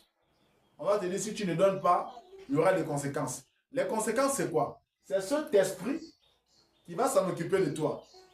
Amen. C'est ce Dambala Wido. Ce n'est pas le praticien, le tradit praticien, quoi, non. C'est l'esprit avec lequel on t'a mis en contact, n'est-ce pas, qui va avoir une influence sur toi. Et ouais, quelqu'un est devenu fou. Amen. Parce que les gens vont être en contact avec des esprits qu'ils ne maîtrisent pas. Alléluia. Amen. Il est le Dieu serpent principal, symbole de sagesse, de connaissance, de fertilité et de sexualité. Selon eux. Parce que notre symbole, c'est Jésus-Christ. Amen. Amen. Hein? Il est souvent représenté par un serpent blanc ou un arc-en-ciel et est associé à l'eau. Alléluia. Amen. Dambala, il représente le principe du bien. Vous suivez? Et vit près des rivières et des sources. Il est 11h37, maintenant nous allons terminer. Il vit près des rivières et des sources. Amen. Sa couleur est le blanc.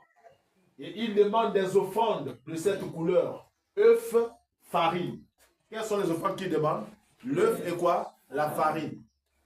C'est pourquoi regardez bien ces gens, toujours avec du blanc, n'est-ce pas? Maquillés et tout. Les œufs font quoi dans les rituels? Hein? Amen. Ce sont les esprits qui demandent. Il y a un autre qu'on appelle Simbi. Ce sont des loas serpents, gardiens des sources et des points d'eau, originaires d'Afrique centrale. Il y a les louroboros, le serpent qui se mord la queue, symbolisant le cycle de la vie, l'équilibre, l'éternité et l'immortalité. Notre immortalité, c'est le Seigneur Jésus-Christ. Amen. Amen. Alléluia. Amen. Lorsque tu acceptes Christ, tu acceptes la parole, tu es rempli d'immortalité. Alléluia. Amen. Hein? Notre immortalité, ce n'est pas Dambala Wido ou Sibi ou quoi. Connexion entre les forces opposées. Le serpent peut représenter la dualité, le bien et le mal, le soleil et la lune, l'eau et le feu. Lié avec la terre, le serpent en rampant est associé à la force primordiale qui anime la vie et au cordon ombilical reliant les humains à la terre-mère. Est-ce que vous suivez? Amen. Écoutez, ce que nous lisons ici, ce sont les faussetés de l'animisme. Alléluia. Hein? Ces faussetés qui veulent faire passer pour la vérité. Ce sont des pièges de Satan. Amen. Amen. Quand vous rentrez dedans, vous allez vous retrouver dans ces choses. Possession. Dans le vaudou, il n'est pas rare que des individus soient possédés par des lois serpents. Vous voyez un individu, mais possédé par des serpents. Amen. Comme le pasteur faisait un travail à l'époque, il dit que pendant qu'il apprenait au lycée, quelque chose qui s'apparente à ça, et un jour il était là, je crois que c'était la récréation, il observait une fille du lycée, mais qui était très belle. Est-ce que vous suivez? Et pendant qu'il observait cette fille, tout à coup, il a vu un serpent qui, je crois, entourait la fille. Là, il avait un serpent. Est-ce que vous suivez? Il y a des gens qui sont liés à des reptiles. Comme on le dit ici que dans le vaudou, il n'est pas rare que des individus soient possédés par des lois serpents. Et je ne sais pas si j'ai mis le texte ici, dans Actes, n'est-ce pas? Il y a une femme qui était possédée d'un esprit de python, n'est-ce pas? Lorsque les Paul, je crois Barabbas, était en train de l'exhorter. J'ai mis le texte, si c'est ici, c'est juste en bas. Hein? Se comportant alors comme des serpents, grimpant aux arbres ou rampant au sol. Il y a des gens comme ça. Exemple spécifique. Dambala et Aïda Wedo. Dambala, le dieu serpent, est souvent représenté en compagnie de sa femme, Aïda Wedo, un serpent arc-en-ciel, symbolisant l'unité sexuelle. Simi. Les Simi sont des lois serpents liés à l'eau. Je crois qu'on a lu ça, non? Hein? On a lu ça? Voilà. Voilà l'écriture que je disais. Actes chapitre 16, verset 16. Comme nous allions au lieu de prière, une servante qui avait un esprit de python, vous suivez, non? Hein? Un esprit de python, et qui, en devinant, procurait un grand profit. C'est-à-dire qu'avec son esprit de python, elle arrivait plutôt à lire, à tenir, comme le discernement de pensée. Vous suivez? Et il y a des gens qui ont ça, les prédicateurs de national qui sont loin d'un esprit de python et qui font les faux discernements. On va dire il est fort. Il n'est pas fort. Amen. Il est parti pratiquer, on lui a remis un serpent. Il est lié à un esprit de serpent.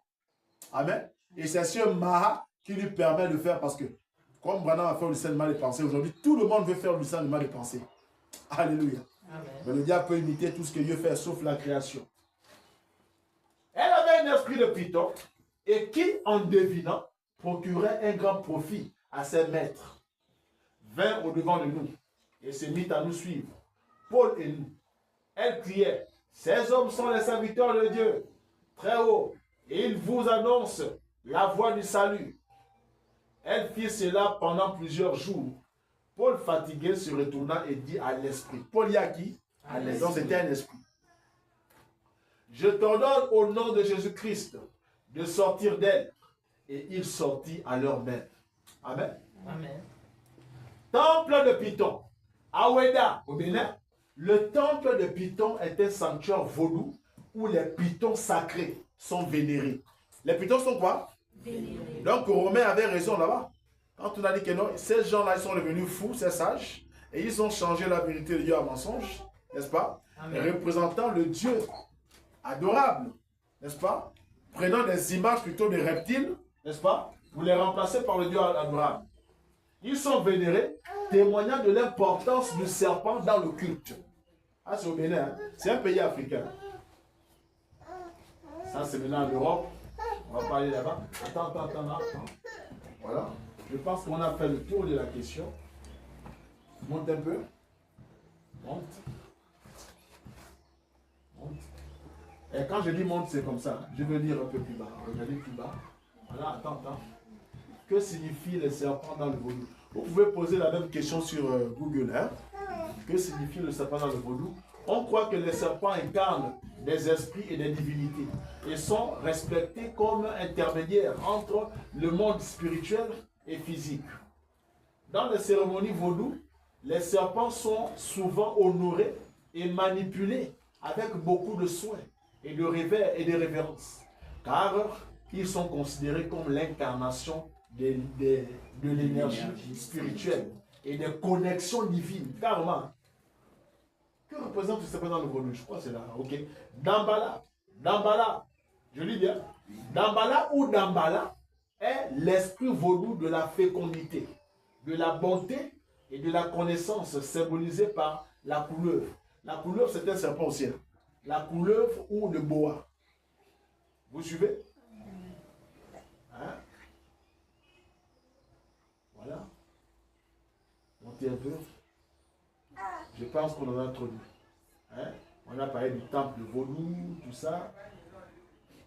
Ok. Alléluia.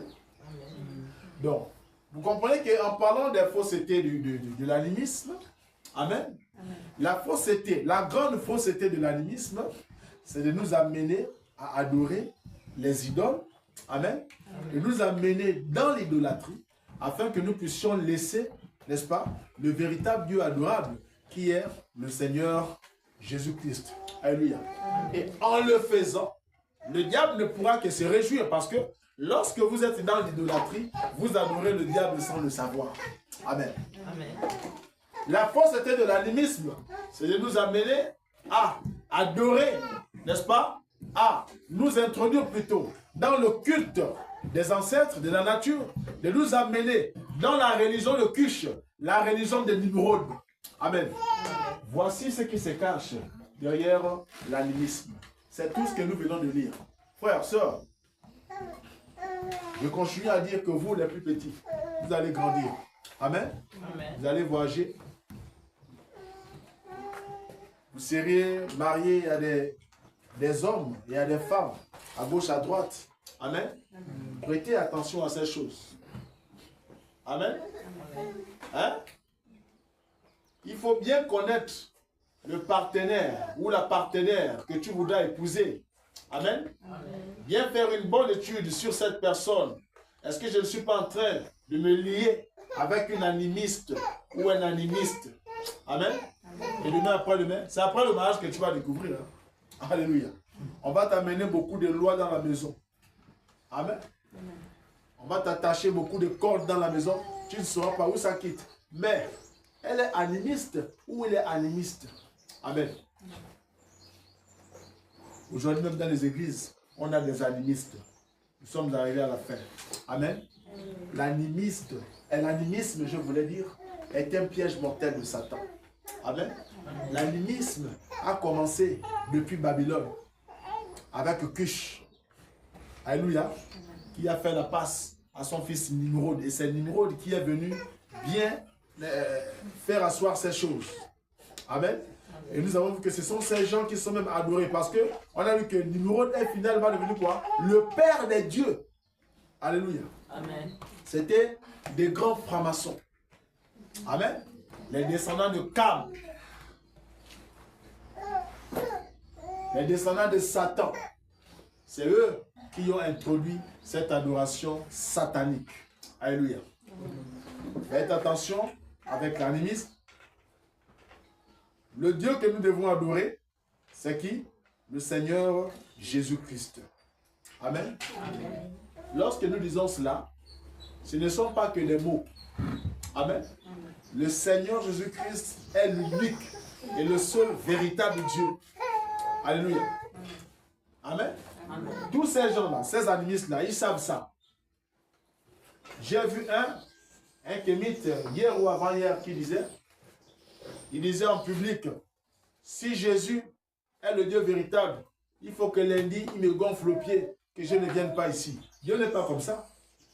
Amen. Amen.